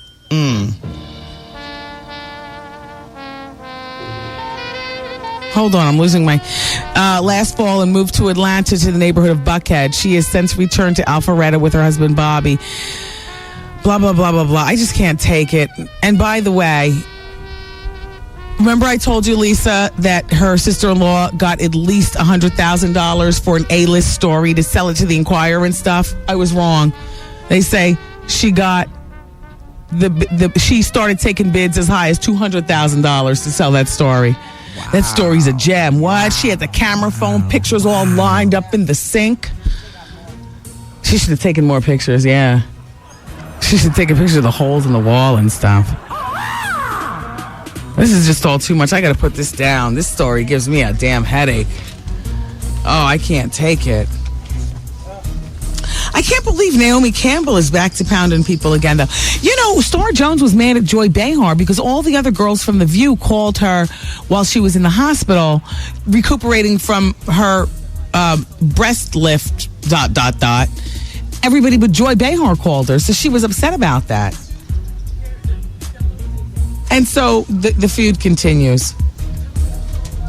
In the meantime, Rosie O'Donnell's upset with Star for still never admitting that she got gastric bypassed, but saying that she got a breast lift. Like, how are you going to say one and not the other? Rosie's idea is. Rosie's about to have this show on HBO. It's actually a special. It's called All Aboard, Rosie's Family Cruise. You know, she started this gay cruise line. And the gay cruise line is approximately maybe 2 years in the making. Now it's about a year old since they just set sail for the first time. And so she's going to have a special, and that's going to be on HBO on April 6th. Is Regina still on line number 2? Regina? Goose? No, this is Dee. Oh, hi, Dee. How are you? I'm fine. Nice to have you here. Huh? No, it's Wendy. How are you? Oh, hey, Wendy. How you doing? Pretty good. I know you're doing great. You're in Puerto Rico. I'm sitting here at my desk. Anyway. Me too, in my own way. You were talking about a friend who emailed or sent a fax or something, and she was saying that the friend goes out and gets plastered and she has sex with these guys. And I'm going through a similar situation with a friend. Phone lines. I wanted to know what the advice was that you gave. I had to turn the radio down when you started talking about anal sex. I had my kids in the car. Okay. Yeah, that happens. That happens. So what was the advice you gave? I need to try and figure out if this is the same friend. Oh. Well, I can't recall. This was today, right? This was today, like around 3:30. Yeah, it was a young girl, 19 years old. The boyfriend's 29. Oh, okay. Okay, and my friend is older. Yeah, no, the anal sex was only a small part of a bigger picture, and I told her to leave him alone. Okay. All right.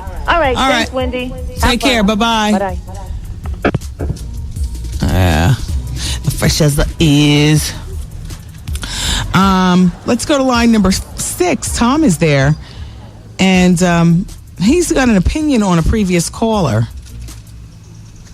Tom? Yeah, I'm here. Hi, Tom. It's Wendy. How you doing? Fine, thanks. I've been listening for about the last hour. All these little, I guess, requests from everybody. Yeah, it's advice hour. Well, no more advice hour. Go ahead, Tom.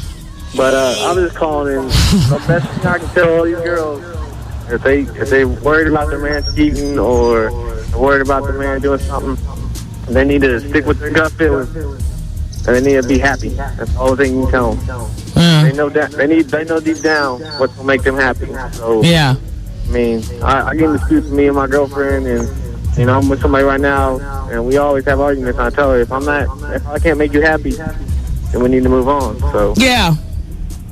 That's all right, Tom. On the whole thing. So very nice. I like your opinion. Thank you. All right, thanks. Take care. Bye-bye. Yeah, that's Tom, everybody. Ladies, if you're not happy, then you need to move on. Line number 7 is Angel. I can get rid of this real quick because Angel's 50, and I see that it says, Angel, you have a request for Spanish music. That's correct. I mean, the BLS family is enjoying our culture and all the beauty that the island has to offer. Oh, I see.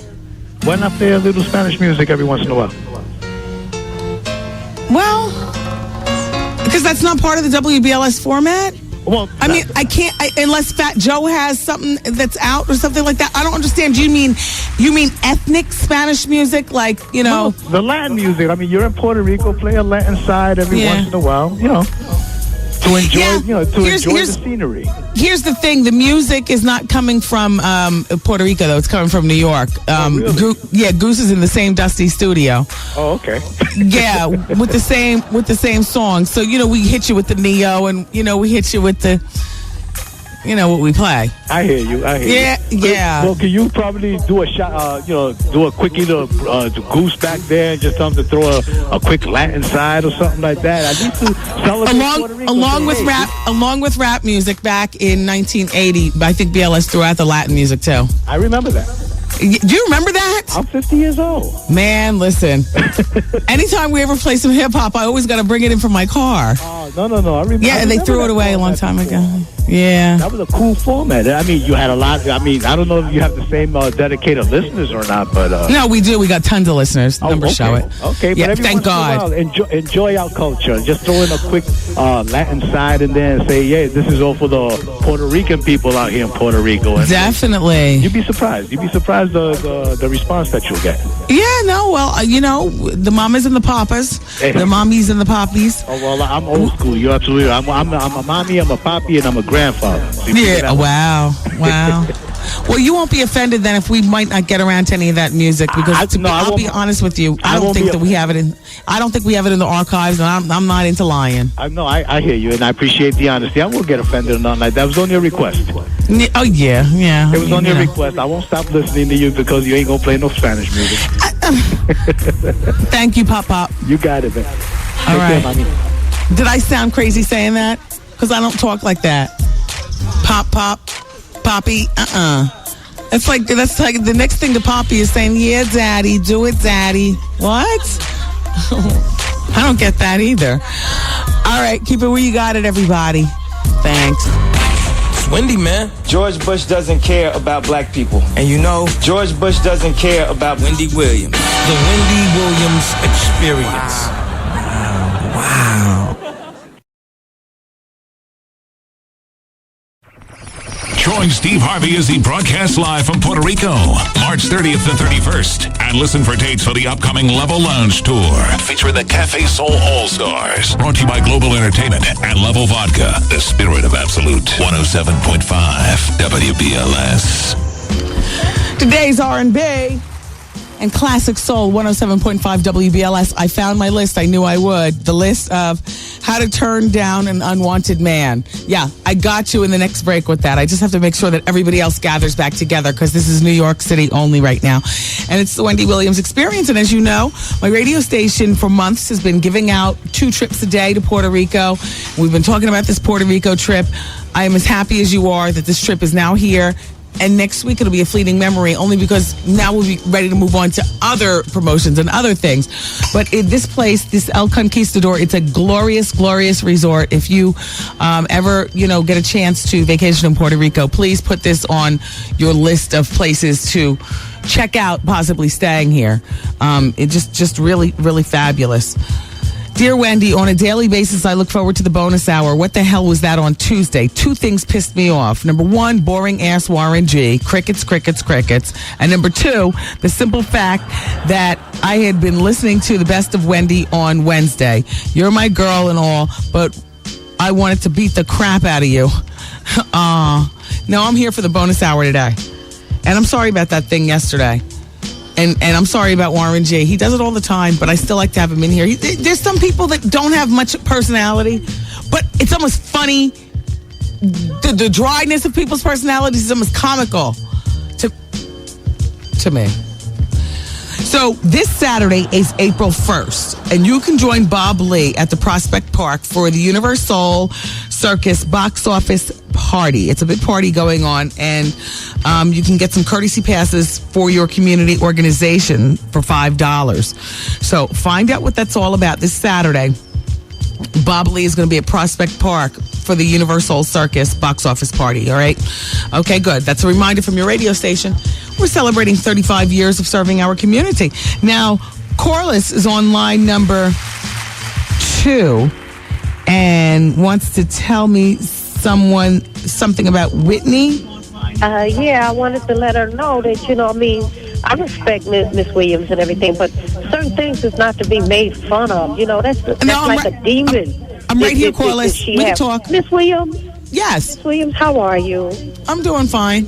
I listen to your show all the time, but it really hurted me when I heard you making fun about, the teeth and everything. I don't know if you and Whitney, you girls had your little spat, a couple of ways back, but I'm saying we should have a little more compassionate and pray for her, because I never did drugs. I don't know anything about drugs, but I have known people that have been on crack, and I've seen them, from where they used to be, and then afterwards, and it's like a demon, Yeah. And we should really be praying, because it's not a pretty thing. When I saw the inquiry yesterday, because some of my coworkers was making copies of it, some of them was laughing, and I got you're okay. So it was in your office too. Okay.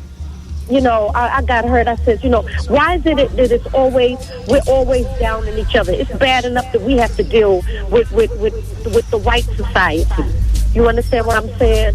We should have a little more compassion for each other. Somebody might have a bitchy attitude or whatever you have, but they still one of God's children. Yeah. You know what I'm saying, Miss Williams? I understand what you're saying, Corliss, but there's still, and it is very tragic what's going on with Whitney, but it's still something that has to be talked about. I know, Miss Williams, I understand, and You're talking about the nervous laughter. I do understand that you're on the radio and you're doing what you have to do. Yeah. But I'm saying, you're saying the laughter. Huh? You're talking about the laughter. Yeah, the machine when you had it coming in, and then you said, "Oh, that's not funny." But still, the thing about her teeth, it's not funny. It's not. Okay, thanks, Corliss. Bye. And another thing, Miss Williams. The young lady that called you about the advice that you gave the girl about the 19-year-old. You told her to tell the 19-year-old, don't get pregnant and use condoms. That's what you told her. Yeah, you told her. Get your own birth control and have him still use his condoms. Right. Yeah, because there's no telling a 19. You told her, I said, leave him alone. Yeah, well, I want her to leave him alone, but a 19-year-old, as you know, because you've been there, doesn't listen. That's right. She's not going to listen. So the best you can tell a 19-year-old is use birth control of your own, have him use his condoms, and don't get pregnant. Yeah. All right. Thank you, Miss Williams. Thanks, Corliss. Bye-bye. You're welcome. Bye-bye. See, the thing is that I understand what Corliss is saying, but why should I let why can't... See, this is what I was saying with Lisa. This is my friend Lisa. And this is what I was saying with Lisa when I was reading about this story. And we were nervously laughing, as a matter of fact, Lisa. It's not funny. No, it's not funny. It's not. Not at all. No. I didn't want you to do it, remember? I didn't want you to do it. I was like, no. We can't laugh. No. It's not funny.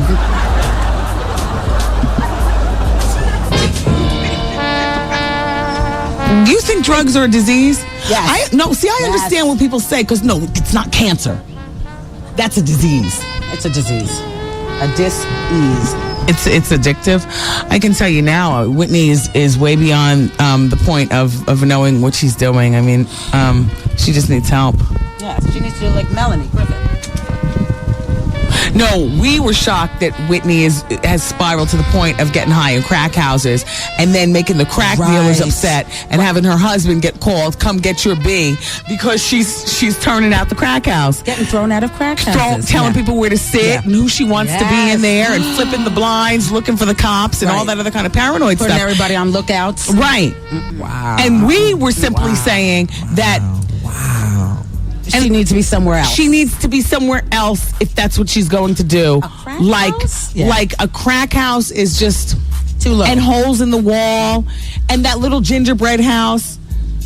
Right. And why are you going out? Why aren't you getting deliveries? Right. Why aren't you getting deliveries? Like a whole bunch of stuff. Exactly. Yeah. Apparently there's some heads in the audience who understand exactly what we're talking about. It's not the right thing, but it's better. It's not the right thing, deliveries, but it's better. It's more sophisticated for a princess diva, queen woman that we know as the former Whitney Houston. I don't know what that is right now, but yeah. All right, thanks, Lisa. laughing. Goose is in the studio laughing. I have nothing else to say. He's laughing right under you. Yeah. What time is it? Oh. All right, Wendy's on line number 5. She thinks her partner's cheating. Wendy's 31. Kevin, give me the clock back, please, sweetheart, so I can say. Thank you. Hi, Wendy. Hi. Wendy, hi. How are you? Good, how you doing? Fine. Good. Hi, Wendy. How are you? Good, Wen. Wendy? Yes, I'm here. All right, it says that you think your partner's cheating. What's going on? Well, right now, she went on a few days vacation, and, I don't know if it's just me, or, is it really happening? I mean, she's giving me I have the hotel room and stuff. I call whatever time of night, but, it's just something that I feel, it's just not right. Is it just me? Well, how long you been with her? 3 years, and this is my first relationship.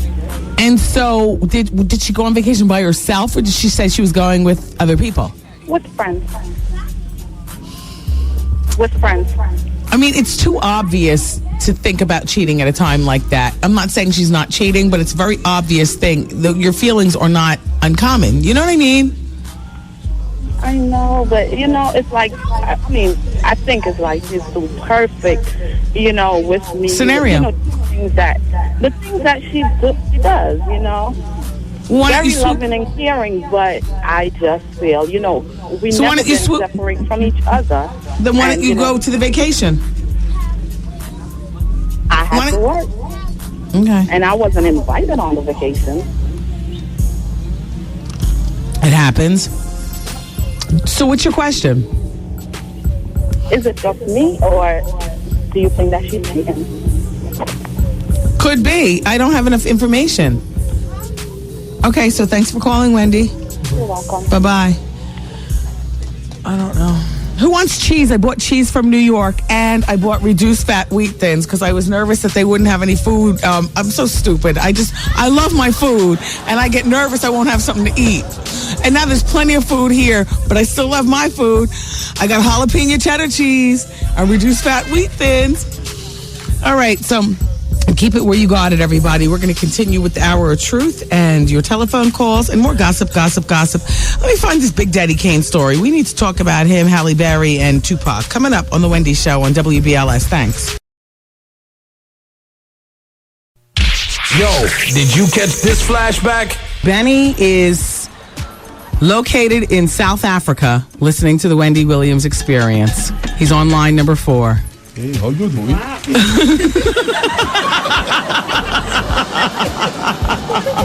Hi, Benny. Wendy? Yes, Benny. Wendy, you have to come to South Africa, so we can teach you some Zulu or Sesotho or, I can teach you a couple of words now. Can you tell me how to say how you doing? When you meet a Zulu man, say ninjani or unjani. Unjani. Yeah, unjani. Unjani. Yeah. Unjani. And then he will say Nkona. Or maybe when you meet somebody in the street, you say Sawubona. Sawubona. Yeah, that's how you greet. Sawubona. Gunjani. Gunjani. Yeah. All right. And then you say all right. How do you say all right? Yeah, you say Nkona. Nkona.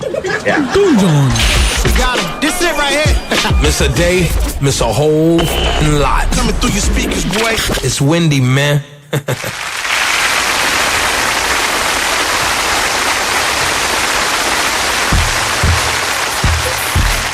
Hey.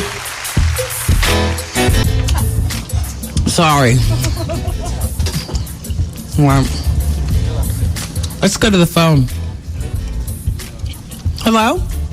Yeah, I was holding before, but I got cut off. No, it's Wendy. Hi, how are you? Oh, hi, Wendy. Good. What's going on? I wanted to find out what you think is a good way to bring up the whole issue of moving in together. I mean, like, I'm dating someone. I mean, he's like, you have your personal checklist. And right. I'm going down the checklist, and he has all these great qualities. And he's yeah. wonderful, he's great. Yeah. It's like, okay, it's too good to be true, and I need some dirt on you, but there's no dirt, and you're too perfect, but I'm going to roll with it for now. How long have you been dating him? Well, 6 months, but we spend like crazy time together, and he's always at my house. Okay. He still has his own place. His suits are at my house. Everybody and leaves to go start our day together. We come home, we have dinner together. He sleeps at my house every day. He's using up my electricity, Wendy. I can't really ask him to give me money towards my mortgage because he has his own place that he pays rent for. Right. And I'm like, oh my God, I think he's like, okay, well, when I get, all my qualifications, and I mean, he has a bright future ahead of him. You want him to move in with you in your house? Well, yeah, because I could use the help, Wendy, seriously. But then I don't look it like I'm thirsty for him to move in, but then he sees us together in 2 years. We talk about our future together, but I don't want to seem pushy to ask him to move in, and I don't want to, and I know he's not going to bring it up just because of the guy that he is. He doesn't want to be pushy with the whole situation. How old are you? I'm 30. Okay, so you're old enough to know what you want out of life. 6 months is probably a little early to be talking about and executing moving in together, but at some point or another, we've probably all been there, and there are a lot of people who, it's ended up working out. You know what you want. You're a certain age, and it works out as well. And then there are other people, like for you, you've got a lot at stake. It's not like you were moving into an apartment. You're moving a man that you've known for a little while into your house. Yeah, I know. Your pride and joy, your investment. Beyond men, this house you have. When all else fails, you have the house.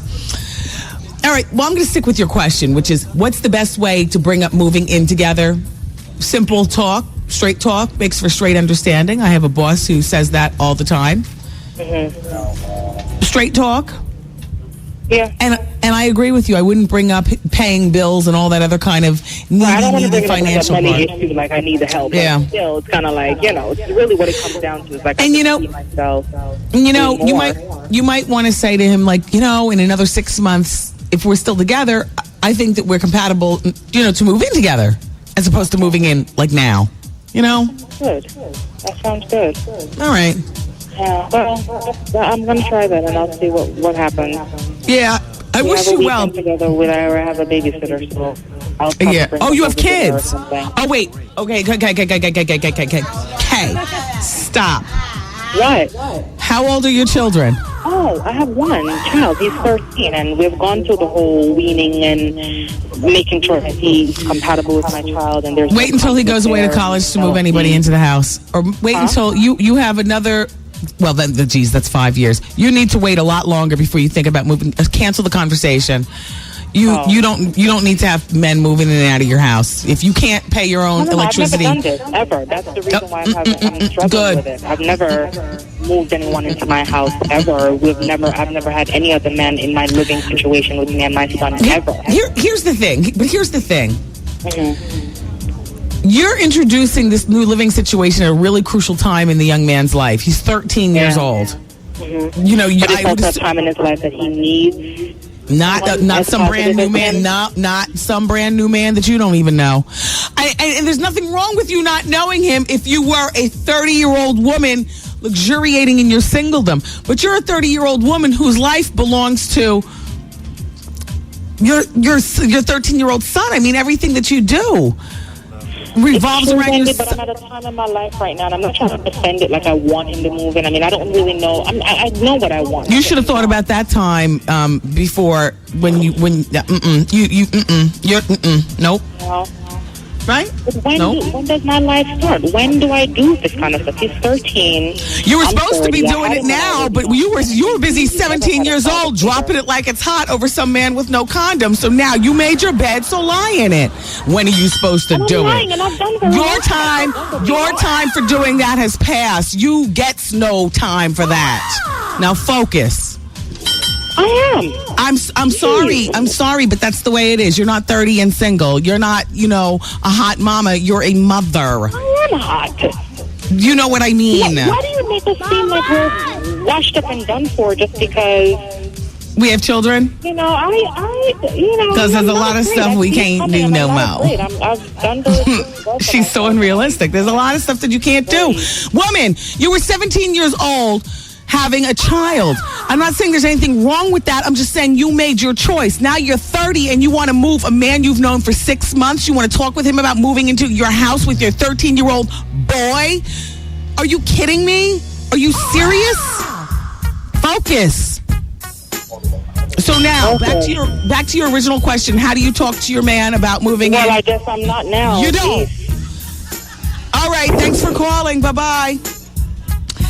The thing is that I'm no expert. I'm just one woman with an opinion. I mean, I would hope that everybody who calls up would have their own opinion already, formulated what they're going to do and stuff. But seems to me 13 is a pretty volatile age for boys and for girls. And that's not the time to, introduce Mr. Jerry into the situation. It's just, it's crazy. Okay, damn, she took up all my time. I have ways to turn down unwanted men. How much time do I have, Goose? You have like 1 minute. Can we stretch it to 2 minutes? Or should I make it this next hour? Next hour. All right, Goose is just mad because he's not here in Puerto Rico with us. We just ordered some more drinks by the pool in the broadcast. We got pack upon pack of Starburst. And we've got the karaoke and the comedy experience. And we're just having a great time here in Puerto Rico. No, seriously, next time we have a contest, I hope that those of you who wanted to be a part will jump on board, okay? All right, so during the hour of truth, during the advice hour, I was supposed to be giving you advice on, and I got this from the internet, but I enjoyed these tips, ways to turn down unwanted men. So, keep it where you've got it. Everything from not wanting his drink and on. Keep it here. Wendy, man. Now, my question is about the Kegel. Why is it every time I try to do them, I have an orgasm? Is that normal? I don't know, but it must be pleasurable. The Wendy Williams Experience. Ladies and gentlemen, you are now tuned in to the best. It's Jazzy Fizzle. I be the RZA, Wu-Tang in effect. Bong. Yo, what's up, y'all? This is Kanye Titter, and you're listening to the Wendy Williams Experience. The Rock is in the building. How? All right. So, Halle Berry, once again, the only black girl on the list of the 100 sexiest women in the world. And that is not to talk against Halle, but is there nobody else that can be interjected on some of these lists?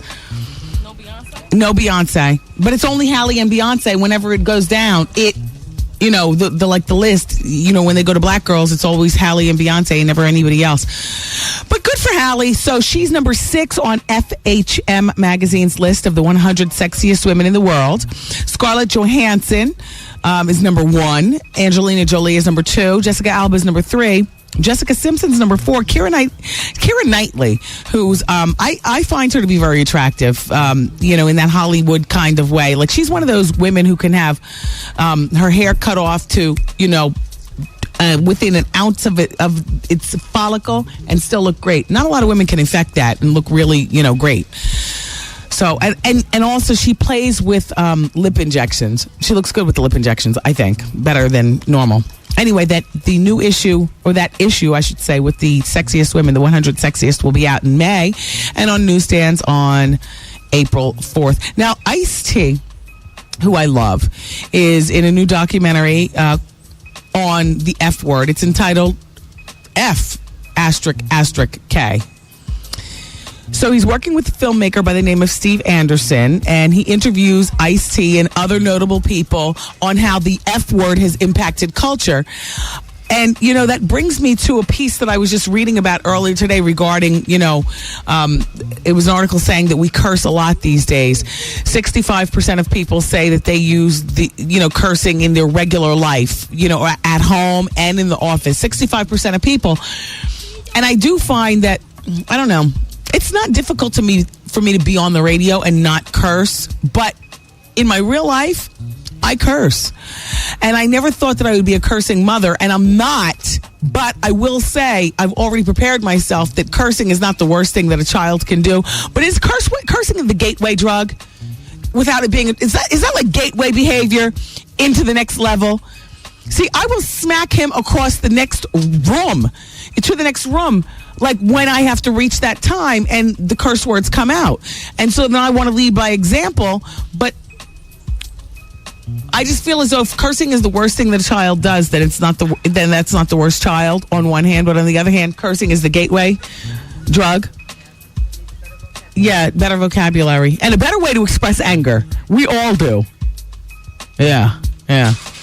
Anyway, so Oprah, the rumor is that she is hosting the summer wedding of Jennifer Aniston and Vince Vaughn. Okay, exactly. So let's move on. What she will not be hosting is the Tony Awards. She doesn't care about hosting the Tonys. In the meantime, Monique, the comedian, she's got that Fat Girls. That's the movie, right? That's the movie, the Fat Girls movie. It's I'm not sure whether. Oh, it's in theaters on April 7th. So good luck to Monique with that. And she also about to get married to her fiance, Sydney Hicks. Their wedding is going to be May 20th.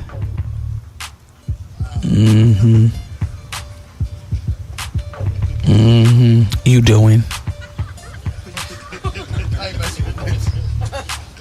I don't just talk. There's a little bit of research done behind. I'm not just throwing stuff out there. You doing?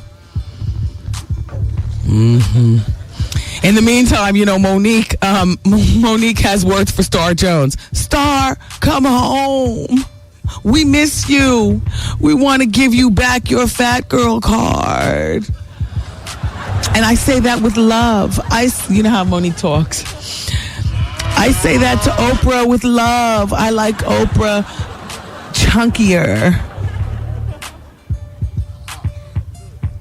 Monique will be the next one up in the hospital with that gastric bypass. She's in denial the same way Star was and the same way, a lot of girls are. But that's nice that, for now she's part of the, that club and stuff. And congratulations, by the way, on your pending nuptials, Monique, and the kids. She had the twins. Kate Moss is warning Lindsay Lohan about the dangers of drugs and alcohol. Lindsay's not going to listen. You know why? Because Lindsay's 19. Do you remember what it was like being 19? Oh, Kate, just because you couldn't handle it. That's what I'd be saying to Kate if I was, like Lindsay. Just because you couldn't handle your high.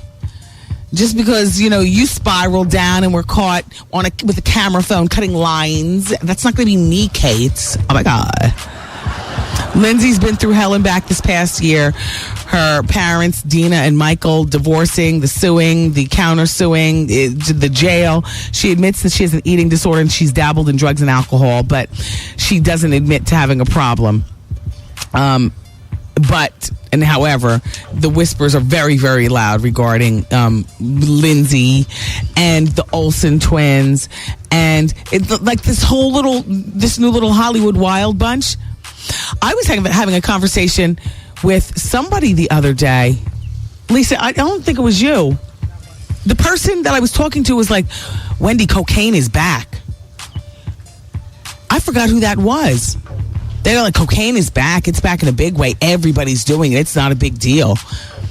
And then they were telling me about how they were at a party and people were just openly passing around a plate. Yeah, in a club. I know that is so 80s. Yeah, but it's back like that. Anyway, let's move on. I told you I had that list. This is where I'm going to report the list. See, this is what happens. I get involved in other stories and I never do what I actually promised until it's too late. Ways to turn down unwanted men. Ladies, I told you I was going to have this list today for Advice Hour, so here it is.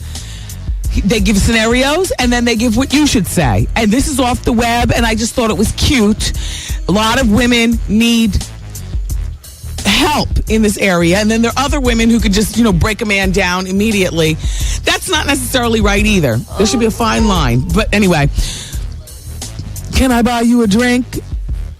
And then you should say, actually, I'd rather have the money. See, to me, that's a chicken head response. Why would you say that? But okay, he says, I'm a photographer. I've been looking for a face like yours.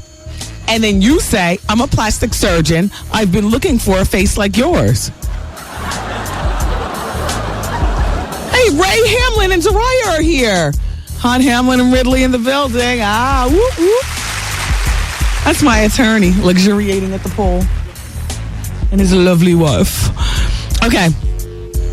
Hi, didn't we go on a date once or twice? And then you say, must have been once. I'd never make the same mistake twice. Are these all answers that get you punched in the face? Can we throw this list away? Or do you still want to hear more?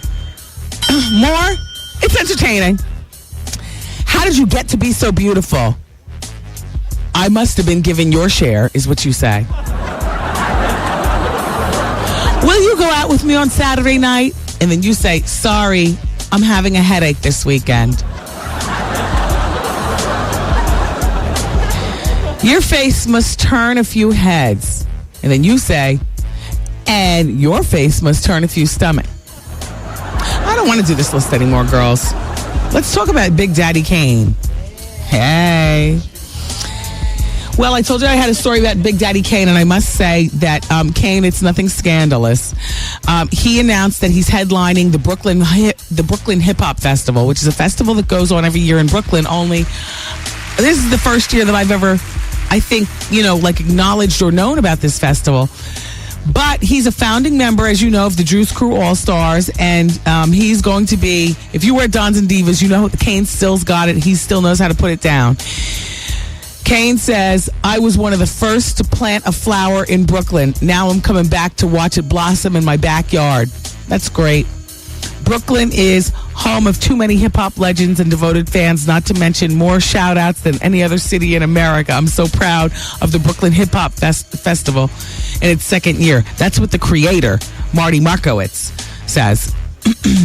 Not the creator, but he's the borough president, actually, in Brooklyn. Anyway, if you're interested, if you're going to be in New York and you would love to go to the Brooklyn Hip-Hop Festival, you can go to BrooklynBodega.com. That's the official website of this festival. And it's taking place in Brooklyn, June 24th, if you're interested. So we have people on the telephone. Goose, do we have Sandra on line number one? Sandra? Yes. How are you? Is this Wendy? Yes. Hola, ¿cómo está? Oh, ¿cómo está?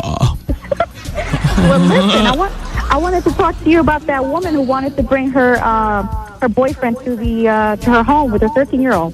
Yeah. What's wrong with her?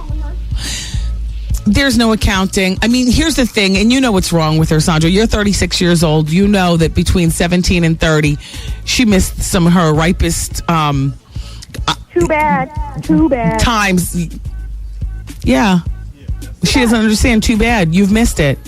Too bad. There's no if you were smart and you planned your life accordingly, then you wouldn't have laid up in the bed and made a baby at 17. And then you can party and do all you want until you get tired. And then when you get into your 30s, then you can have your baby. Yeah.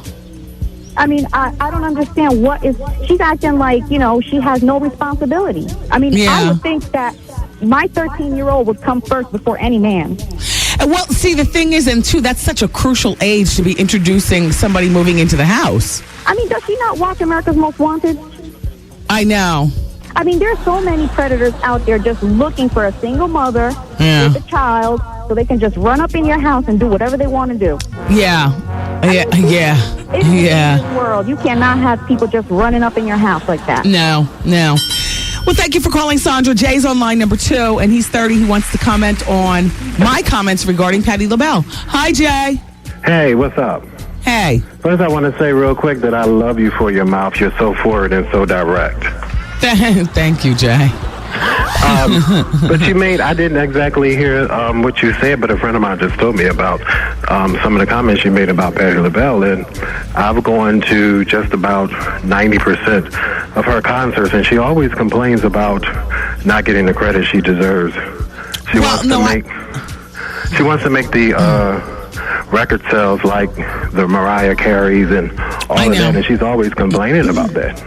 I know, and I've interviewed her, and she's complained about it during interview also. Yeah, and I think she made a comment about Celine Dion, and every time she sings the song that Celine Dion made from her, she always makes a comment that this is my song. And she makes a comment how Celine got the Grammy for it, but she did. But she's always crying that sad song. I mean, she's a wonderful singer. I think she's the best in the whole world. Yeah. But the record sales don't show it. As a matter of fact, a friend of mine who's part of her group, when you remember she did that thing for Destiny's Child, she did that tribute, Stand By Me. Yes. Well, backstage, she actually sung the fool out of the song. And one of the reads, I don't know exactly which one it is, I won't say their name, but one of the reads said, you know what, Patty, you should record that song. How about it's on her latest album? Oh. It's on her latest album, and then she said a couple of choice words to him, and he said on the spot that he was going to let her go. Now, whether he let her go, I don't know. I don't know. I mean, she doesn't, record sales for Patty aren't what they are for Beyonce, but you know what? Money for Julius Erving isn't what it is for LeBron James. Right. I mean, times have changed, and doesn't negate Julius Erving being a great player, just like it doesn't negate Patty. But I understand what she's saying. Yeah. Many people today aren't being paid what they should be paid or acknowledged in terms of I equate sales with pay, so therefore I'm just going to say it. She's not getting paid what she feels she should be getting paid. And unfortunately, now it's a little late because she's not part of today's record buying public. The people are the buying public. The people who buy Patti LaBelle's music have mortgages, kids, huge car notes, and college funds. The people who buy Beyonce have, no response. They have the buying power. Well, if you notice, Patty has to try to accommodate that crowd. Patty has changed her look. She's wearing more jeans now. It doesn't matter. A 25-year-old girl is not buying a Patti LaBelle CD. Miss Patty, and I applaud her for doing that, but she's past that time. I'm not saying she should retire.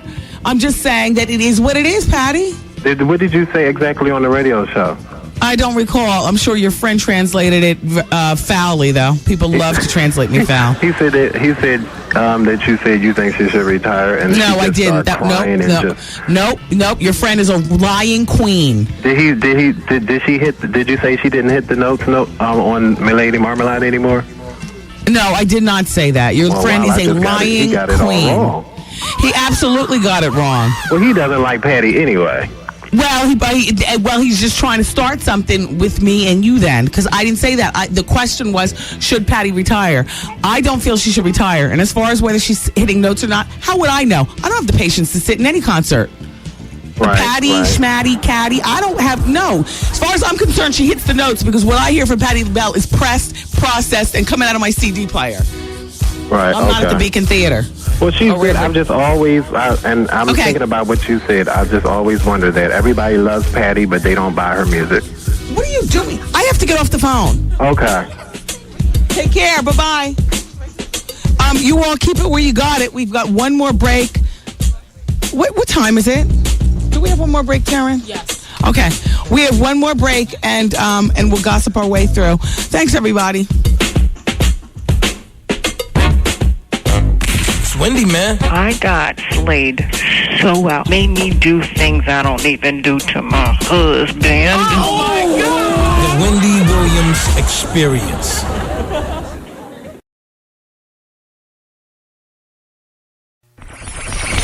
Join Wendy Williams as she broadcasts live from Puerto Rico, March 30th and 31st. Sponsored by Benjamin Rugg and Home Imports. Located at 20 Meadowlands Parkway in Secaucus, New Jersey.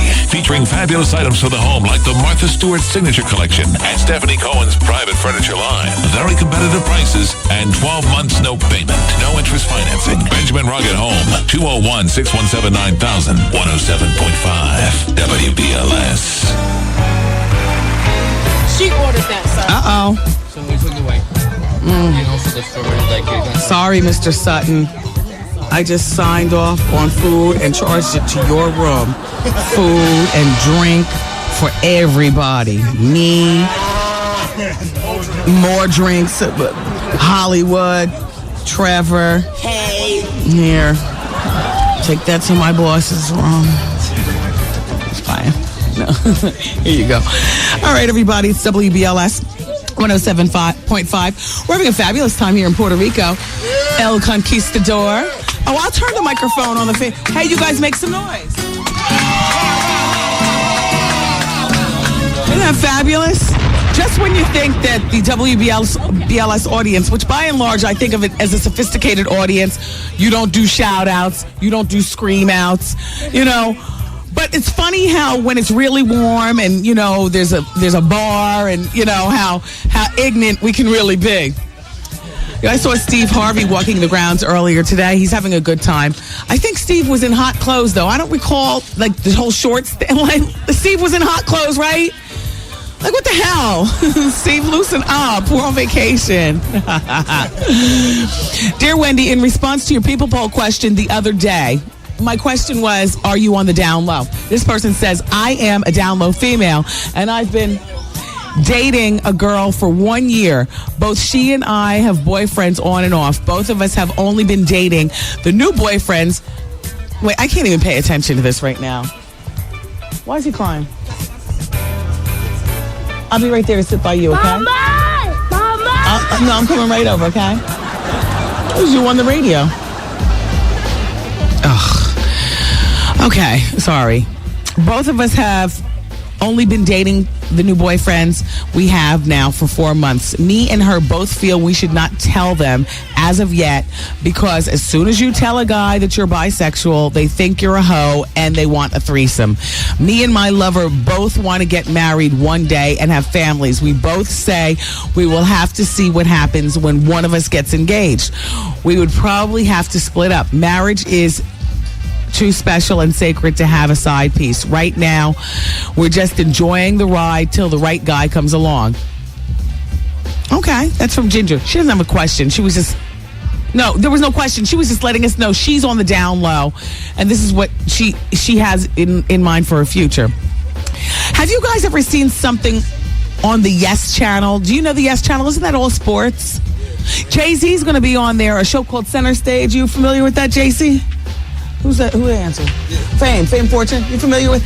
Well, yeah, Center Stage on April 2nd at 9 p.m. That's Channel 89. I don't go up that high, but shout out to Pam in Harlem. Thanks for calling. I always find something entertaining, you know, in the lower channels. I got to get to line number 5. Sherelle is there, and she wants to comment on a previous caller. Hi, Sherelle. Hi, Wendy. How are you? I'm fine, thank you. Good. What's going on? I wanted to address the caller named Sandra, who had something to say about the woman who had a 13-year-old son who wanted the boyfriend to move in. Okay.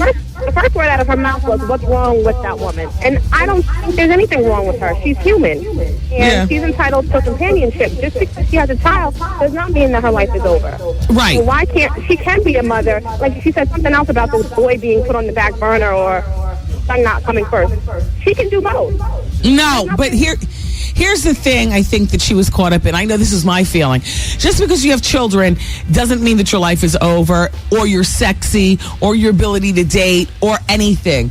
But I do think that having a man that you've known for 6 months moving into your house when your son is at the crucial age of 13, I think that she's a fool for even considering something like that. I think that part of her life is over. She is not the luxury of being able to be laissez-faire about living situation. She's past that. Many of us sitting here today and many people listening right now have lived with the wrong person before. But we've done it on our own time. And when you're young, when you're 23, 27, you have no kids. When you have kids, you can't do that. Okay. All right. I understand where you're coming from. I just didn't she made it seem like the woman was crazy. And I kind of understand where the woman was coming from. But I also understand where you're coming from, Wendy. But see, you're only 23, Sherelle. and you have no children. So you're still, huh? I have a child. Oh, you do? I do. I was just making a guess. Anyway, but, when it comes time for you to, I guess, meet somebody that you might move in with, you're going to have to, ponder the same thing. I will. You girls, there are certain things that you do give up when you have children when you're 17 and 23 years old. Absolutely. I agree with you. All right. Thanks, Sherelle. Enjoy. Bye-bye. Bye. Okay, thank you. Mecca's on line number 6. She wants to talk about gastric bypass. Hello. On the radio show, I talk about the woman who books the show tirelessly. There she is strolling her son Maddox. That's Elisa Payne. Hi, how are you, Mika? Mika? Hello. Hi, Mika. It's Wendy. How are you? Hi, Wendy. How are you, sweetheart? Good. So, gastric Girl, bypass. I am too mad that I'm not in Puerto Rico with you. I am heated right now. Look, I'm trying not to rub it in your face by talking about it ad nauseum, but really, I cannot wait until 7 o'clock when I can go wash all this beach grease off me and change into my karaoke outfit, because I will be just there enough to have the guts to go on stage and perform something. Girl. You know, but first, I need my, yeah. So what's up with the gastric bypass? Hello, no, I didn't have gastric bypass. That's what the sign says that I have. No. I wanted to talk to you about Whitney. Listen, it's a damn shame. She has come so far to be so cracked up and cracked out. I know.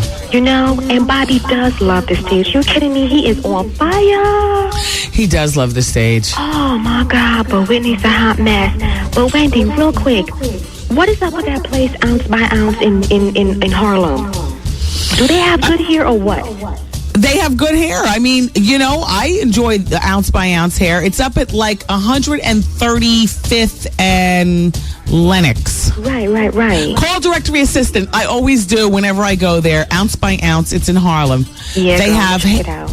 And not only that, but they put it on the weft for you, so they custom blend it, and they also will put it in for you, and you know, take care of your own hair too. Okay, good. Yeah, good. It's great. Well, listen, you enjoy. You have a drink for me. Have a shot. Listen, just do the damn thing, girl, because I'm going to try to get down there this summer. Well, great. Why? And how you doing? All right. Thank you. Bye-bye. Hey, you can join WBLS on Monday, April 3rd for the Mets opening day at Shea Stadium.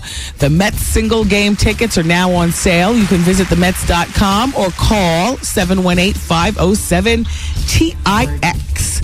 And that's a reminder from your radio station. We're celebrating 35 years of serving our community, and we are in Puerto Rico today and for the next few days.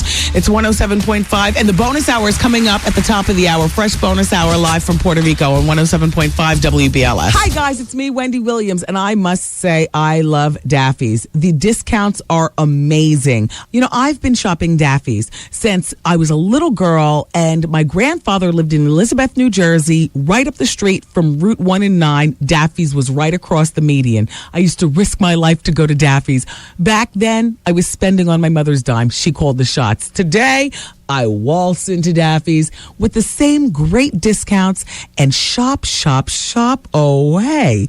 Stuff for my husband, stuff for my son, stuff for me, the lingerie, the outfits, the designer names, and the great price tags. Plus, I can pick up stuff for my house at Daffy's. Look, I'm a busy woman, and I know you are too. One-stop shopping at Daffy's. By the way, there are 18 stores throughout the tri-state area. I love the one in Wayne, New Jersey. However, they just opened one in White Plains. My best friend likes the one in Soho, and there's one in Manhasset. Pick your Daffy's and get your Daffy's fix today.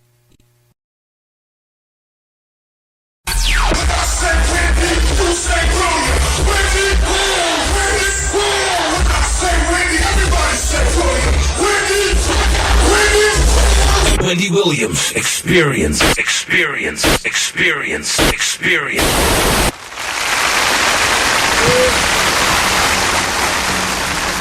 John in New Jersey has just given me more to the Naomi Campbell cell phone beatdown story of today.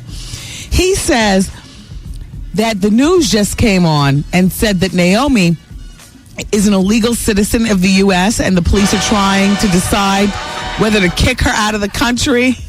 You gotta be kidding me.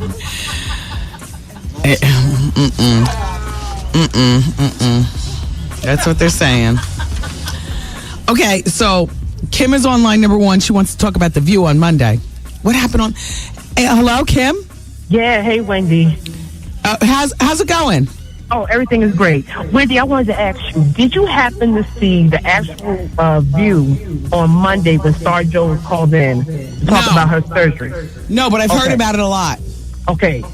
I must get you a copy of the actual show when Star called in because the body language was crazy. That's what everybody's saying. Oh, Joy was so irritated and frustrated. It was disgusting. She could not hold it.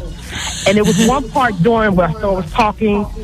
Joy started writing down something on a piece of paper, and she showed it to Meredith, and they got it on tape.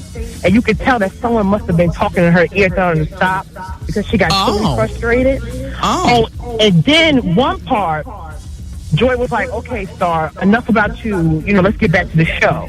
And so you couldn't hear it, but Star Jones said in the background, "You know what, Star? You know what, Joy? You know, even." Yeah, people did hear it. People did hear it because I've gotten the reports.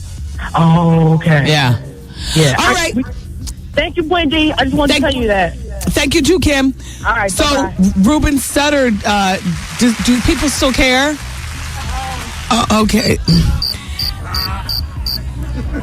It is not my duty to pick the stories that are my favorite. It is my duty to pick a mesh of everything that'll interest you all. So, Ruben Studdard has plans to get teenagers off the street and into the music industry, even if they can't follow his steps into stardom. He's launching his after-school program called the Music Alternative Project. Now, as you know, with Ruben, it was American Idol, and the rest is history. And history, too, right? The Music Alternative Project is aimed at keeping young people away from the gangs and teaching them the different behind-the-scenes aspects of the music industry, including production and songwriting and stuff. I mean, this is a valiant effort, considering Ruben has so much time on his hands at this point. He won American Idol 2 seasons ago. He's released 2 albums, and one of them a gospel album. His first album sold 1.6 million copies. See, we forget about that aspect of things. And his gospel album, big for gospel music, 436,000 copies. So why is it that nobody cares? I don't know. I don't know. Dear Wendy, my husband and I had an argument last week, which I was hoping you could settle because it concerned you. I'm raising funds for our dog, Ralph, to have surgery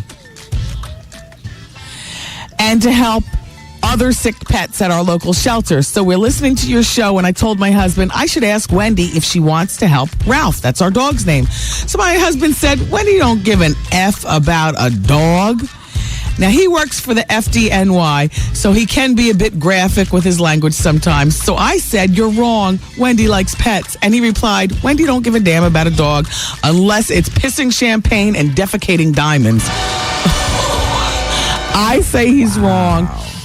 You just don't seem like the type of person that hates on animals. So please settle this, Wendy. Are you an animal lover? You know what? Your husband's wrong. I don't care about an animal pissing and defecating like that. But we had a dog. I tried. But the dog was going to the bathroom, and and I called in, the experts and did everything. No. I care, but I don't. I'm not an active participant in animal causes. I'll say that. Yeah. But I can appreciate, animal people and their love of animals, and how they cry when they die and they bury them in their backyards with a real tombstone that costs as much as a human. I can appreciate people like that. And also, I think animals are worth operations. I think that if you have an animal, depending on your budget and depending on... See, that's why, prior to giving Wilson away, we were about to get a pet insurance policy. I mean, if you really care about your dog, or you really want to be prudent about your animal's care, you're looking at these pet insurance policies. That way, like if Ralph needs a $3,000 leg transplant, and it's a choice between Ralph and your boy, going through his second semester at school, needing books and travel, well, of course, the dog loses out. I mean, I care, but, Exactly, next. Okay, Candace is on line number 7, and she wants to talk about people. Candace? Yes. Hi, it's Wendy. How are you?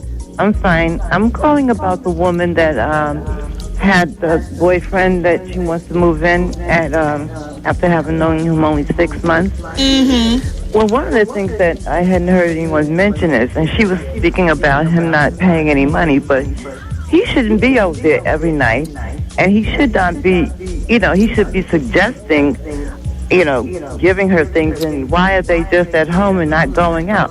But the other thing is, why she's smart enough to have a home, which is not an easy thing for a single woman. Right. And now she's trying to ruin that, bringing some unknown person into her house, and he will have some effect on her son. Yeah. And I think that's a very poor choice. But she shouldn't have him sleeping over there as often as he is anyway. Well, thank you for your comments, Candace. Okay. Bye-bye. Thanks. Dear Wendy, not all Memphis is saluting the 3-6 Mafia. And for the record, that was some bull mess about how the group got the name, and I can elaborate more, but I don't have the time in this email at all. Come on. If that excuse were true, why was the name of the group back in the day the 666 Mafia? To sum it up, Wendy, back in 1995, the group sat down for a summit, and that was not the reason given for the name of the group. I cannot stand to listen to them anymore praise and glamorize pimps and hoes. Maybe you wouldn't be as bad if the group were to speak out in Memphis on positive note, but they don't. Yes, most of Memphis is proud, but as a Christian, I'm ashamed. So what is she saying? The 3-6 Mafia really is some 666? Is it? That's what fame? Yeah. Wow. Oh, I had conversation with the devil.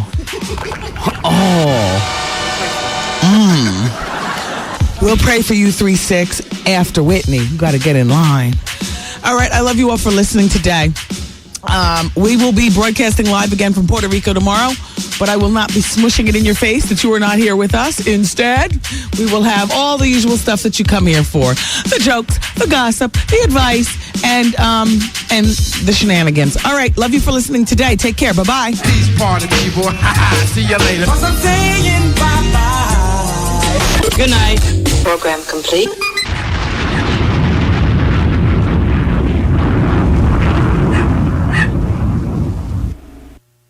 The sun has set over Puerto Rico, and we are luxuriating on the deck. The pool has gathered up all the pool chairs. So this is the only place we can luxuriate at this point. Everybody, we karaokeing tonight? Okay, good. Are we taking a disco nap before we go? There's no time because the karaoke starts at 8 o'clock here in Puerto Rico. So it's really just about going, washing your cat trap, changing your clothes, and then I'll meet you at the karaoke bar. Wow, this is crazy. We're having such a good time here in Puerto Rico. And keep it here, everybody, because the bonus hour of the Wendy Williams Experience is coming up next on 107.5 WVLS. So matter of fact, I think you better call Tyrone. 107.5 WBLS, New York.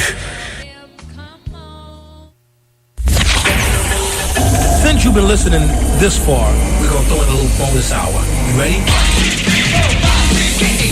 How long is this bonus hour going to last? Since you've been listening this far, we're going to throw in a little bonus hour. You ready? How long is this bonus hour going to last? I'm getting addicted. No, let me tell you, I love this extra hour. Everything is organic here on the bonus hour. Yeah, baby. Hey, yo, check this out. Wendy, man. Here it is. It's the bonus hour on the Wendy Williams Experience. 107.5 WBLS, New York. Yeah. We're on the radio. A shout out to Keith, standing right before me from Bentley, Long Island. That's the man with the cars right there. Yep. Came from Long Island to be here on our WVLS trip. So, I got this study, and it would seem that part of it is probably a bit true. People who are lonely have a 50% greater increase of high blood pressure. That's what a recent study showed. The loneliest people studied had blood pressure readings as much as 30 points higher than those who weren't lonely. I just thought I'd pass that along. There's a difference between being lonely and being alone. Like, I love to be alone, and I don't feel lonely when I'm alone. Like, I've embraced myself as my own best friend, and I love my alone time. And alone to me doesn't mean being on the telephone with outside communication. It just means doing exactly what I want. And sometimes it's just staring at the TV while it watches me back, or, tightening a cabinet, or, fixing holes in jeans with the needle and thread and stuff. I love doing stuff like that. Buffing my nails as opposed to going to the salon, which I could very well, you go right up the street to the salon or whatever. I like buffing my own nails and whatever. Anyway, I just thought I'd pass that along to you good people. Yaya's on line number 3, and she wants to talk about Queen Latifah wanting kids. Since this has been announced, which Latifah made this announcement to the world approximately a week ago, Yaya, you're the first person to call and actually want to talk about it. Really? I don't see that there's anything to talk about. As a matter of fact, when I did it as part of the 60-second celebrity stuff, because that's like the stuff that requires no more said, all right. So what do you say, Yaya? I just want to know, who would she get to be the baby's father, or what make her come up with wanting to have a baby now? I thought she was gay. Well, while Latifah has never acknowledged being a lesbian, we must say that.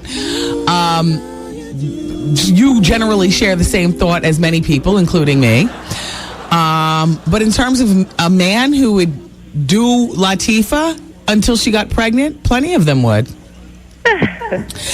She can always have the turkey baster method or something like that. I mean, a million ways. Just because you're a lesbian doesn't mean that you should be counted out of the process of having children. Right. I mean, you're still a woman. Maybe she could go on the Ellen Gay cruise and find someone to get her pregnant. Oh, Yaya. Really? Thank you, Yaya. Thanks, Wendy. Have a nice day. You too. And on line number 1, Moesha is 33, and she's from Orange, and she wants to talk about a previous caller. Go ahead, Moesha. Hi, Wendy. This is Maisha from Orange, New Jersey. Okay, nice to have you here. Go ahead. I wanted to address the issue about the woman who wanted to move her son into her man into her home with her son. Okay. Number 1, I grew up like that. My mother was single, and she had lots of boyfriends, and they always moved in. And as a kid, we don't like that. Yeah. We don't want our space violated. We don't want you moving your boyfriend into our house. And also, she needs to think about what kind of man would move into a woman's home. A man is going to take you and do better for you and your child, not move into your house. Point well taken. Thank you very much. Okay, thank you. Bye-bye. Eileen is on line number 2, and she saw the episode of Law and Order with Ludacris. Let's talk about it, Eileen. How was he? Oh, okay. Miriam's on line number 5, and she wants to say hey to me and Fame Fortune, our hype man. Yes. Hey, Miriam. How you doing? Good. Fame Fortune is here, too. Hi, baby. Oh. Fame, do you know Miriam? Is that one of your girls? One of my girls. What is his girl? You're a friend of his? Yes, I am. I'm a big friend of his. Oh. Baby's mother? No, he doesn't have any kids. His current girlfriend, we're working it out. Oh, okay. All right. Do you care to tell us anything else about Fame Fortune? No, I just want to tell him sorry because I know he was trying to see me before he left, but he sent me a message. And it was just a whole big mix-up, and I'm sorry. Wow. Well, thank you, Miriam. You have just blown up the spot. Yes, blow it up. He knows Mr. Miles. Don't play with me. Of one of New York City's favorite hype men. Thank you for calling, Miriam. All right, bye, Wendy. Daddy's preparing for karaoke and parties. Yeah, I can't. I'm still on, honey. I know it seems casual. Mommy's sitting here with her bathing suit on, but I'm really working. Yeah. Ryan Seacrest and Terry Hatcher. How do you guys weigh in on that? Who cares? Next. Yeah, next. How you doing? Exactly. And who cares? Okay. So, let's go to line number 2. Tasha's there. She needs some advice. Hey, Tasha. It's Natasha. Oh, who is this? Hi, it's Alicia. Oh, well, hi, Alicia. Hi. Turn your radio all the way down. And let's talk. What'd you call about? I want to talk about Ludacris on episode of Law & Order. Oh, good. You saw it. What'd you think? Ludacris played that role. He was crazy in that show. People have said Ludacris is a really good actor. Yeah, he is. He needs to stop the rapping and go back to actor. Wow. Interesting. Well, very nice. Thank you for calling. All right. Thanks, Wendy. Take care. Bye-bye. And now True is on line number 3. True Love from East Orange wants to talk about people being lonely. Hi, True Love. What's up, Queen? How are you? I'm good. Hey, you know what? I think people that are lonely probably eat a lot of junk food. They probably eat out a lot. That's probably why the high blood pressure comes in. Wow. That's a point. Not necessarily eat out a lot, but yeah, loneliness, I guess, is equated with eating your problems away. Yeah. Yeah. Wendy. Yes? I know this good place you get a colonic from. It's called colonhealthmatters.com. That's where you go? Yeah. How much do you pay for your colonics? It's like $300 for 3 sessions. Okay, $100 a session. Yeah, that's that's expensive. Colonics start at about $40. Yeah, this guy uses the Angel of Water. Well, okay, he's saying he uses special water. I used to pay $130, but then my colon therapist moved to a new location. Now she only charges $75. But your guy says that he uses special water. No, he uses purified water, but it's a thing called the Angel of Water.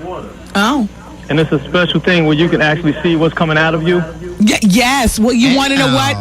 You can see that anyway, because it's really funny. When I went the day before leaving for this trip, she told me you've been eating grapefruit. She's seeing everything pass through the thing. But you can see it yourself. It's a closed system, and you can see it through the mirror. Wow. I see. I don't need to see all that. Hey, Goose, you know that spicy soup that I like? She was able to see the mushrooms passing through from the soup. Yeah. Wow. And also the spinach from the miso soup. What? She's like, you've been eating really good. And I said, oh, my gosh, I have. Yeah. Puerto Rico. Well, this guy's in I think he's in Rawway. In Rawway, New Jersey? So what's that address? What's that web address again? He's a brother, him and his wife. They got the team. Mm-hmm. They're called colonhealthmatters.com. Okay. All right, Queen. Thanks a lot for calling. Enjoy. Bye-bye. Mike is on line number 6, and he wants to talk about, all right, he's not there. What about Elisa on line number 2? Okay, Maya's on line number 1, and she co-signs with one of the previous callers regarding some drama. Maya? Yeah. Hi. Wendy? How are you? Hi, Wendy. How you doing? All right. Puerto Rico. Puerto Rico is wonderful. Very relaxing. I can imagine. I'm jealous. Yeah. But, okay, I wanted to co-sign to what the other woman just said about, a man moving into a woman. A man is never supposed to move into a woman's home. Like, first of all, I believe that there's a double standard, and there should be. There's 2 sexes. So there should be a double standard, but I think that it cuts both ways. And as a man, you should have everything that a woman has, if not more. And your job as a man, the provider and all of that, right? You should make a home for you and your woman, not to come and luxuriate off of what she's built with her woman power. But, unfortunately, because times have changed so much, men's roles in our lives have changed a lot, too. Like, a lot of women consider men a luxury and not a necessity. And there are a lot of women who are, making more money and they're more educated than men. And a lot of women who work more hours in the day than men. So therefore, when we meet men, then men are like, well, what can I do for you? Nothing. So instead, I'll just live off you. Yeah, and while I can agree with that, I mean, like, at the end of the day, there are still things that are socially acceptable for a man to do. I feel like any man I'm dealing with, I'm young, and I don't have a so anything that I'm bringing to the table, you should be able to bring that and more. Yeah. You know, because like you said, you know, some women consider men the luxury, and then so many men are a liability as opposed to an asset. That's true. To you and with your program. That's and true. Something that we can learn from the white girls. The white girls have that together. When it comes down to being with a man, if he's not adding to the program, she will get rid of him in a heartbeat. Right, and hopefully all this drama will happen without kids seeing. And unfortunately, with her having a 13-year-old, she doesn't need that drama to be played out in front of her child. Definitely. Yeah. Thanks for calling. Jay is on line number 2. This is the last phone call for a minute. He ran into Naomi Campbell earlier today at Central Booking. Hi, Jay. Hey, what's going on, Wendy? Yes, Naomi Campbell just got booked, and for what? She slapped her maid in the mouth with her cell phone, Wendy. Wow. And I called last week with another one, Black Rob. What about Black Rob? He just got sentenced to 3.5 years to 7. Wow. Yeah, Wendy. Wow. It's going down. For what? For the robbing of the hotel rooms? That's correct. Wow. That's correct. His sentence is today. I just ran, Wow. those are my celebrity sightings. I see him quite often. Well, Jay, thank you. We love that. Thank you for Naomi calling. Campbell is looking quite tall up coming through Central Booking. Was she belligerent?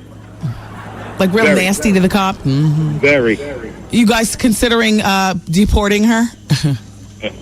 Not in my power, Wendy. All right. Keep you abreast being in Puerto Rico. Do it big out there for me. Yeah. Thanks for calling, Jay. Bye-bye. Okay, Wendy. Bye-bye. So over at the Dreamgirls set, everybody, MSNBC has learned that there's a huge amount of time and money being spent on this Dreamgirls. And the money and time is going towards Beyonce's very dramatic hair pieces for her character, Dina Jones. That's the Diana Ross-like singer in the group. And here's the quote. The shooting keeps getting delayed because something goes wrong with one of those darn wigs. During a dance routine, Beyonce was twirling and a fake nail kept getting caught in the wig and ripping it all apart.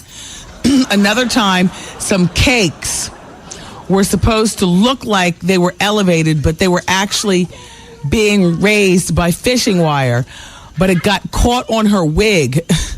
The movie supposedly has a budget of almost $100,000, but you wouldn't know that by the special effects budget. A huge chunk of the budget is also towards those wigs. In the meantime, Michelle Williams from Destiny's Child is going to perform America the Beautiful at WrestleMania 22 in her hometown of Chicago on Sunday for the WWE. And finally, Kelly is launching the 8th Wonder of the World concert series at the Taj Mahal in India on April 12th. That's what's going... Exactly. It's all a cricket to me. That's what's going on with Destiny's Child. Dear Wendy. Kevin, you're too talkative over there. Mama! Mama! Oh. He's over there telling Fame Fortune to marry Sheila from the radio station. Dear Wendy, please tell me what the hell is wrong with women today. I know a lady, Wendy, in my building that was beaten almost to death by her man. This man tried to throw her out of the 6th floor window, rip her weave from her scalp, busted her in the mouth, blackened both her eyes, had the bloodshot red. He was arrested for attempted murder. She would not press charges, so the state picked up the charges. Don't you know that this B bailed this man out and she's back together with him? Wow. Wendy, this bastard doesn't work. He receives welfare. She's been taking care of him for years. Blah, blah, blah, she goes on to say. Her question is, what the hell is wrong with women today? I mean, times there's a changing. Did you guys see this study about good-looking people? Young men, I got this from Yahoo. young men who feel good about their looks are more likely than their peers with less positive body image to engage in risky sexual behavior. Well, you can see that. They think they look all good. So sickness is the furthest thing from them. They're busy, dieting. They're in the gym. They're combing their beards. They're zhuzhing their hair and the clothes and stuff. So they're acting crazy with it. Whereas the study shows that young women with a more positive body image were less likely to engage in risky sexual behavior. So then you have a good-looking woman who's less likely to engage and a whore of a man. And what do you get? A mysterious Bumplestiltskin somewhere.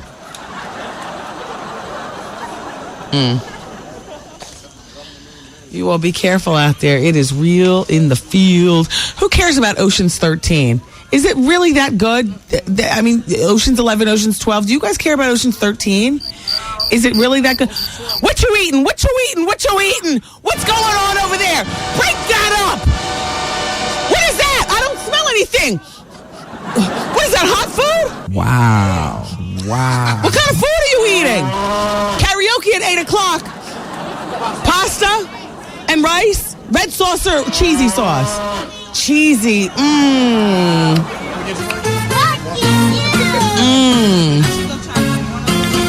Yeah, I'll take a little plate. Sure.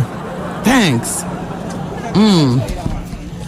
They got it laid out. The only person I've even seen here in Puerto Rico is Nephew Tommy. Have you guys seen Nephew Tommy anywhere?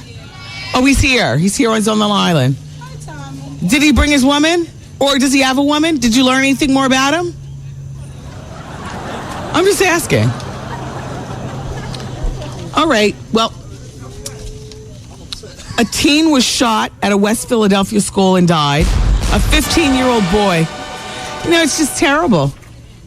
So, the bullet wounds drained the life right out of him. He collapsed in the stairwell at West Philadelphia High School near the door that would have taken him into the gym and possibly to safety.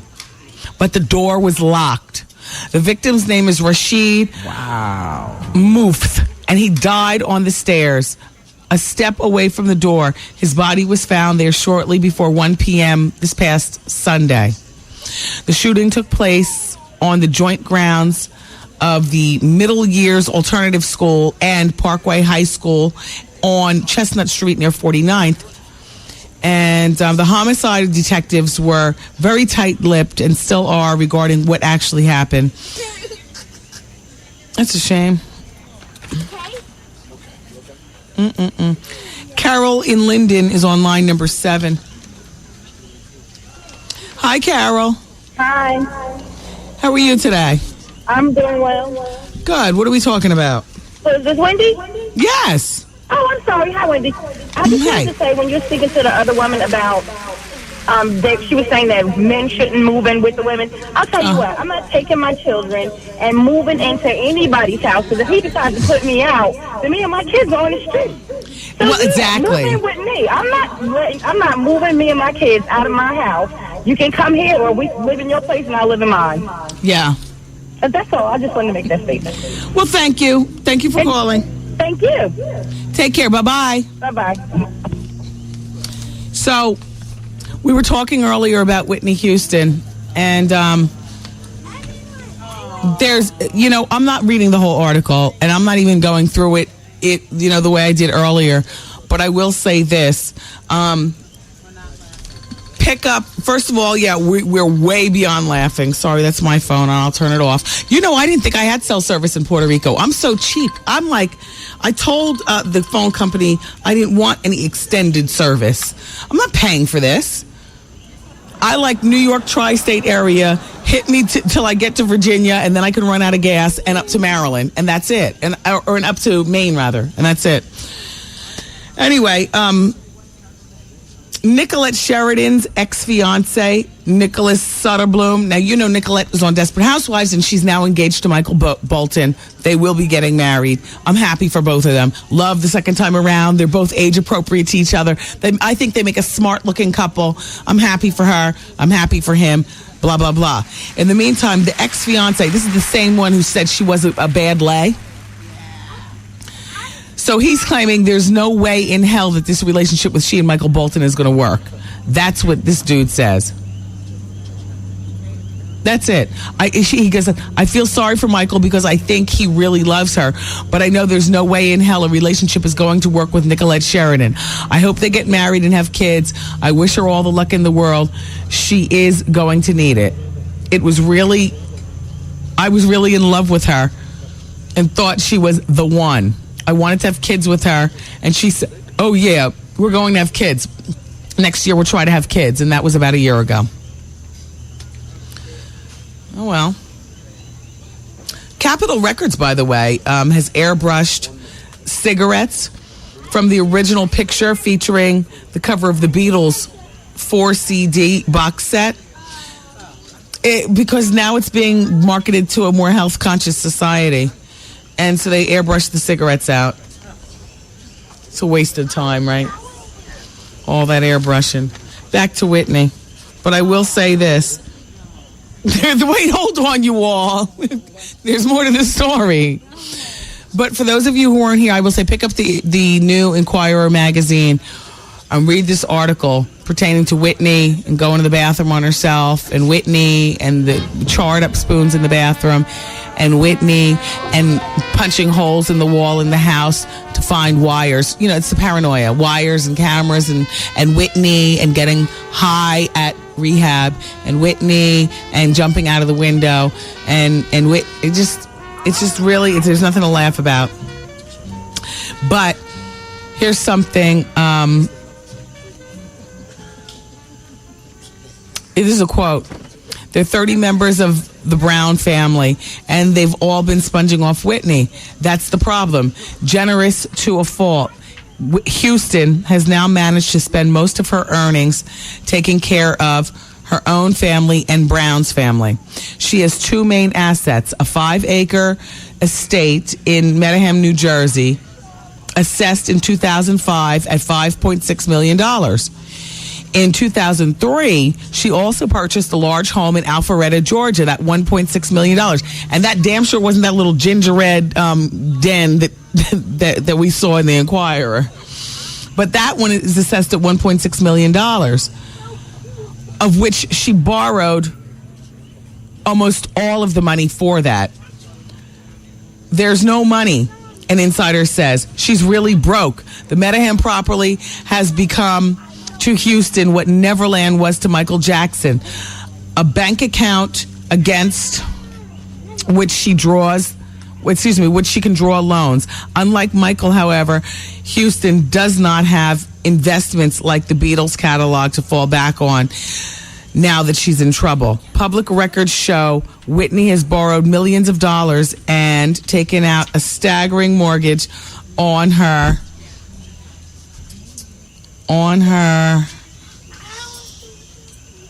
in her time. Enough to give Michael Jackson a run for his money. The original Medham home, records show, was bought in 1987 for $2.2 million.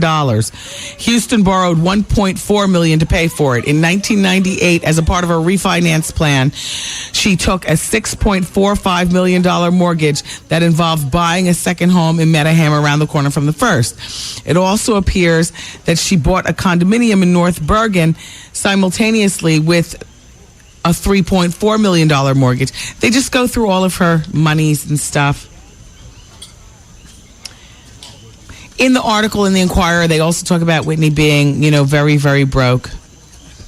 And also earlier, you won't see this in the Inquirer, but apparently Sherelle and Whitney have some sort of condo that they were living in, and they're being sued because the place was a mess. The guy is saying, the landlord, they're $17,000 behind in their rent, and he needs $8,000 for damages and the mess. And the damage includes carpet and furniture ruined by burn marks and broken windows. See, that's just sidebar. Who has broken windows at their house and leaves it like that? Right? Exactly. Who? Because I'm thinking, right, at the time a landlord is collecting on a broken window, that means you were so negligent that you have literally just boarded it up with some cardboard box pieces.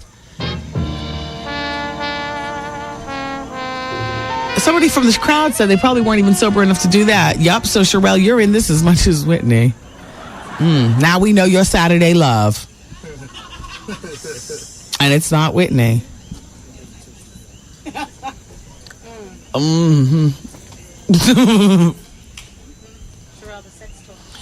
I just got a note passed. Zoe is going to Walmart. Do you need anything? How far? She's leaving the compound? Who's driving her? It's Jock St. Jock in the Caribbean. And now who's here? Don Pepe. She's going to lose her virginity on the trip. Very funny. Very funny. Miguel, that's Miguel. Wow. So, dear Wendy, you're such a liar. Indeed, you used to say that Malik Yoba was gay. All of a sudden on your show, he's not gay.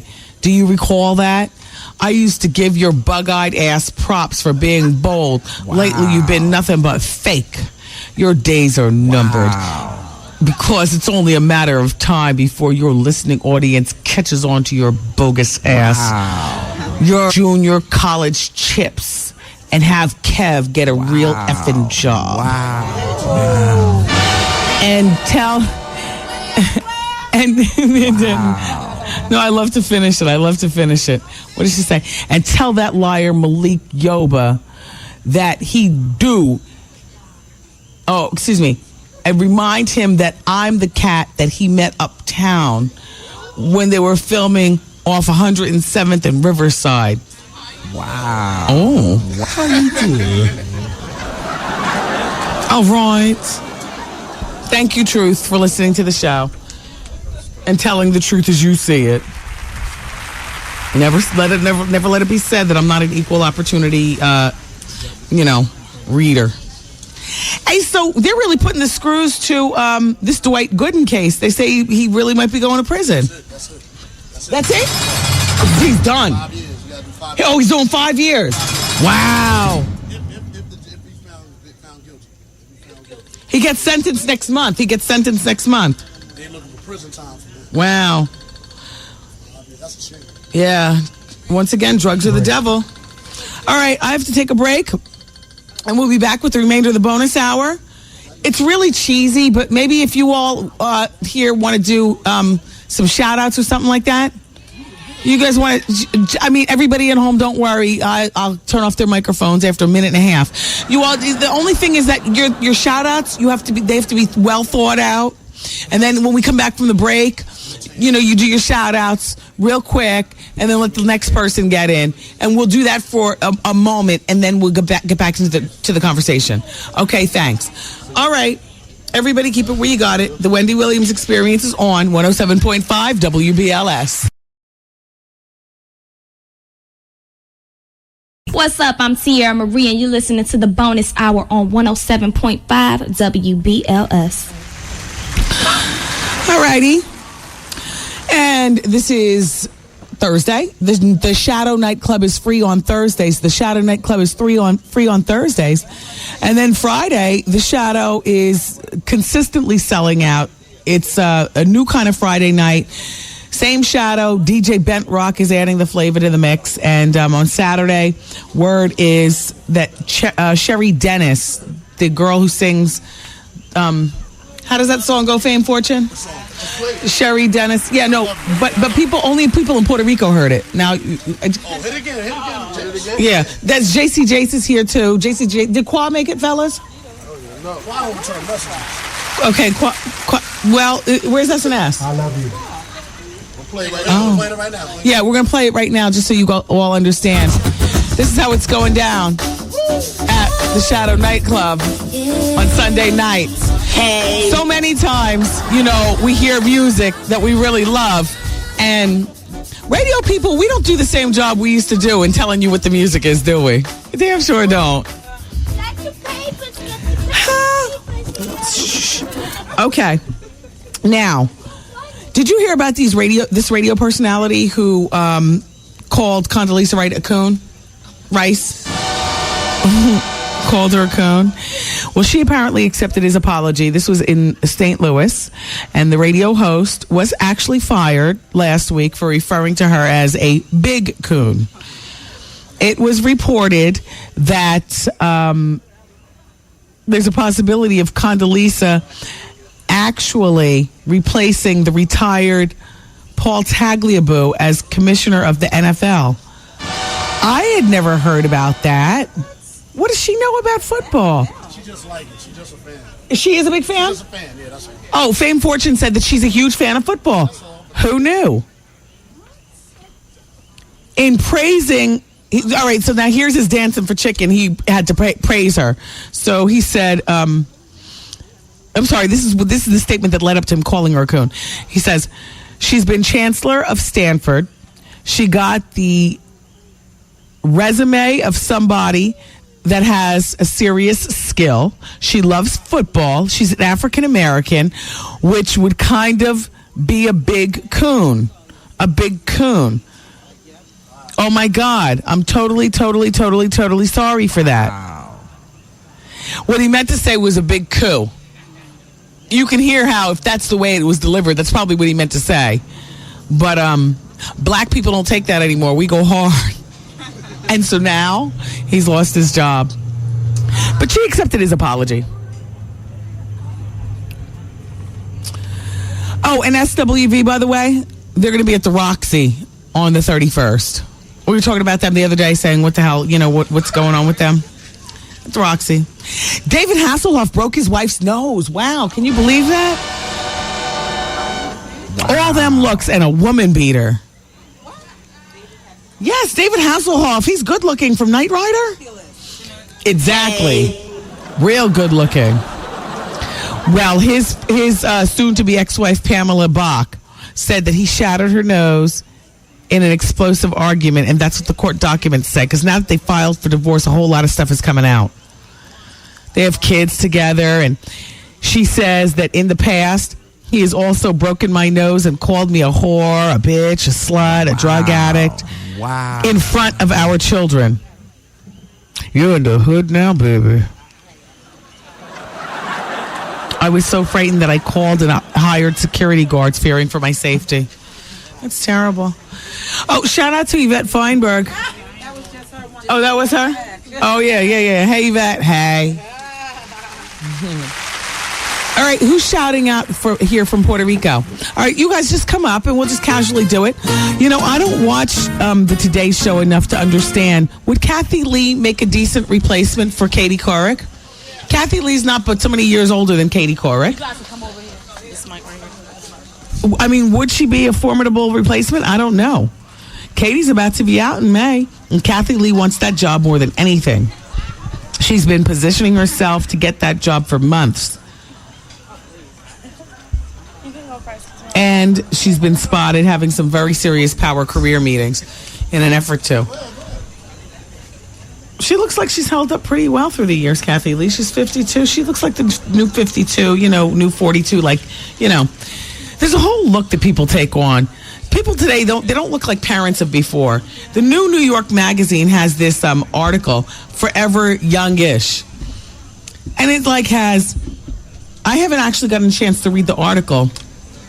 Quite frankly, I'm still stuck in my head on that Whitney Houston article. I swear, I go on the beach. I was here in Puerto Rico. I had all my magazines laid out. I intended to read more, but I was so stuck on stupid with the Whitney Houston thing. I had to just let that simmer in my mind for a minute before moving on and thinking about anyone else. I see Serena Williams. She loves to have a good time at a party. Here again, it was just at the Academy Awards where they had to hold her up from drinking too much champagne and she staggered out of the party. And now here it is. It says, that she had too many glasses of champagne at the Republic Lounge in Los Angeles the other night. They were literally holding her up and keeping her steady so she could walk out. That's a lot of drinking. So, all right, girls and guy or whoever, go ahead and shout out. Hey, Tyra, it's Sam and Random. We're just saying hi to you because the summer doesn't feel the same without you. Yeah.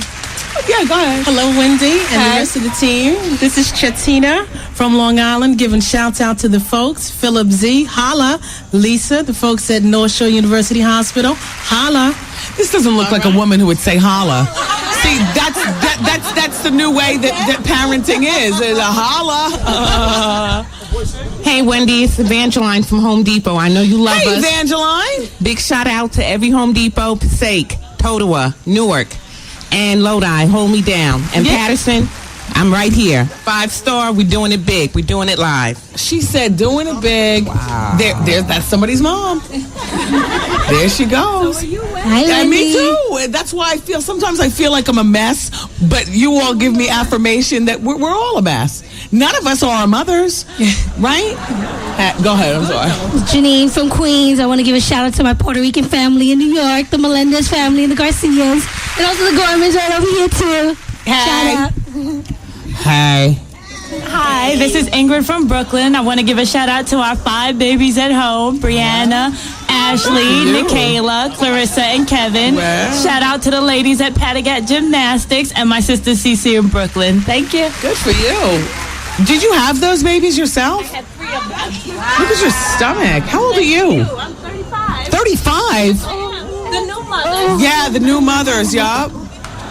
Wow. Go ahead. Hi, this is Pamela from Jersey. I'd like to give a shout out to my son Jalen, my mom, Chanel in the back, Shaniqua in the back, Kelly, Casey, Kim. Hi. Hey. This is Monique, Nikki, and Eleanor giving a shout out to Fusion Hair Studio in Hempstead, New York. Holla. All right. Hi, Wendy. This is Joanne from Jersey. I want to give a shout out to my baby Jalen and Maplewood office. Yay! Okay, Maplewood. Wow. What up? Doug Banks from Brooklyn, New York. Out of Bronx. David Clinton, governors. What's up? I got your man here. He's safe. Peace out, Aebo. All right now. This is Rachel from Rahway, New Jersey. Just want to say hi to all my friends back at Cardinal Health and all my girls. What's up? Good. Thanks, Rachel. Hotep, this is Makeda for Imhotep Development Realty. I'd like to shout out to all my staff. I'm having a great time here in Puerto Rico. Ho. Hotep. Hey, this is Adrian Aquay. I want to give a great and a quick recovery to my mother and to everyone at William Patterson. Hi, this is Rhea from Jersey, and I like to give a shout out to my baby Black and to DVD, everybody at the post office.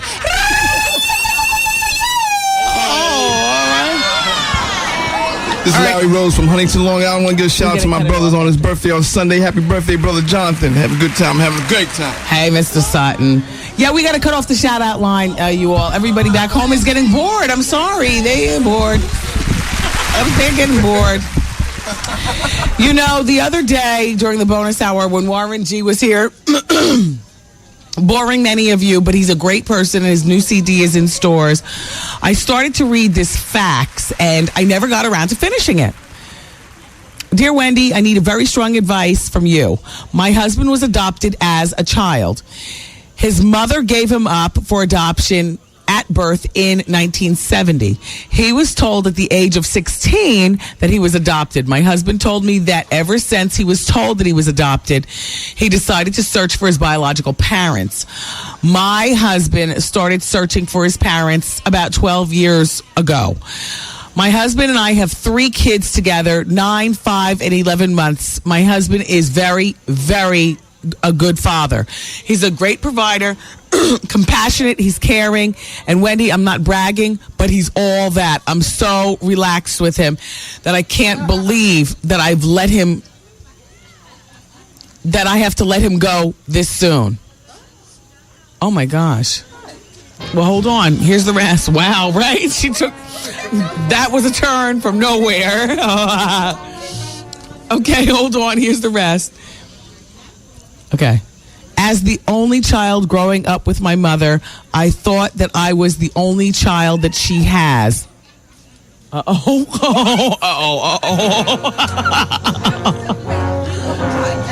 Okay. As the only child growing up with my mother, I always thought I was the only child that she has. Until one day, at the age of 21, I saw her crying and I asked her why she was crying. And she told me that at the age of 15, she was pregnant and had to give the child up for adoption. Wow. Adoption. She has loss of memory, so it's hard for her to remember a lot of things from the past. However, to make a long story short, an investigator called my husband and said they found his parents. The names that they gave that are the same names as my mother and my father. Wow. My father is living in Jacksonville, Florida, where he's retired, and my mother is living on assistance at home. My husband told the investigator that he wanted the DNA test to prove that my parents aren't his parents. Wendy? Yes, thank you, Goose. The DNA test results came back Friday that my husband and I are brother and sister. Wow.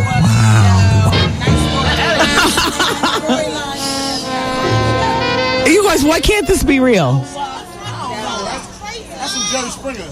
Let me just continue. There's a little bit more. Hold on, it's coming to a question. She's got a question. Hold on. Wendy, maybe you can't answer much, but I need a little advice. My husband, she's still calling him husband, has taken 2 weeks leave of absence from his job to think things over. What do I do? Is that Yvette calling from New York with an answer? Yvette says punch me in my forehead for that one. That's my friend Lisa's sister. Look. What should she do? You can't go on living with your brother as your husband. Publish it as a book. Yeah, divorce him. Publish it as a book. Get therapy for you and the whole family. And well, what does the mother get for this? A punch in the eye? No, come on. No more.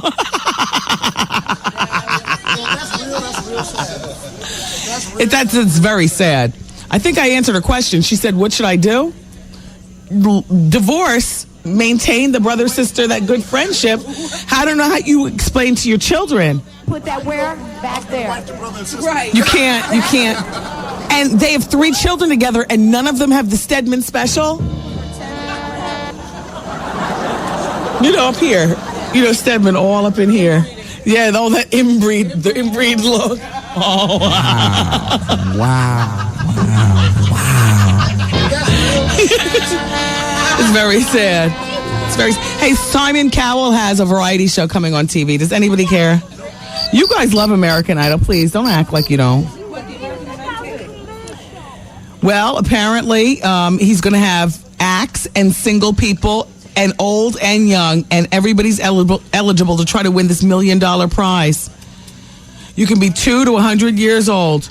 You can be the next Destiny's Child, he says, or Jackson 5, or the next David Copperfield. It's literally a variety show where anything goes. Who cares? Is everybody ready to go home? Oh, well now they're... Everybody just got here. We started here on the veranda with maybe 25 people. And now, you know, look, the bar, there's a line over there. They're not paying attention. Hey. Yeah, this is real nice. This This Puerto Rico trip was a good look. Yeah. Look how many people here. Watch. Wait. Puerto Rico! Puerto Rico! Wow. Okay, everybody, it's a little bit later on in the day. You really can't get the full effect. And these aren't even all the people on the trip. People are milling and wandering and stuff like that. There's some people taking disco naps because we have karaoke tonight. What are you doing? He's smelling under my arms. Look, Vaughn is here in Puerto Rico. So I don't know what to tell you. Maybe Champagne is up next with the Quiet Storm. I saw Vaughn earlier. Vaughn's at the bar. Yeah. Yeah, hey. Vaughn's here at the bar. Everybody's here. Hal Jackson's here. Debbie B. Of course, Steve Harvey and his whole clique, Jackie and whatnot. Mark Jordan is here. Everybody, we're all here. And I'm sorry, you all aren't. But you'll be included in on the next trip that we make to Puerto Rico, right? All right.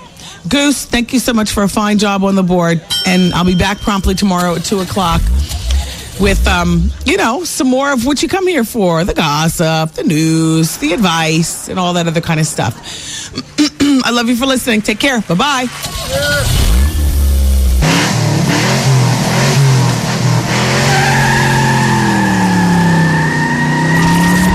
The Wendy Williams broadcast day has completed. Aw, man! And WBLS music starts next.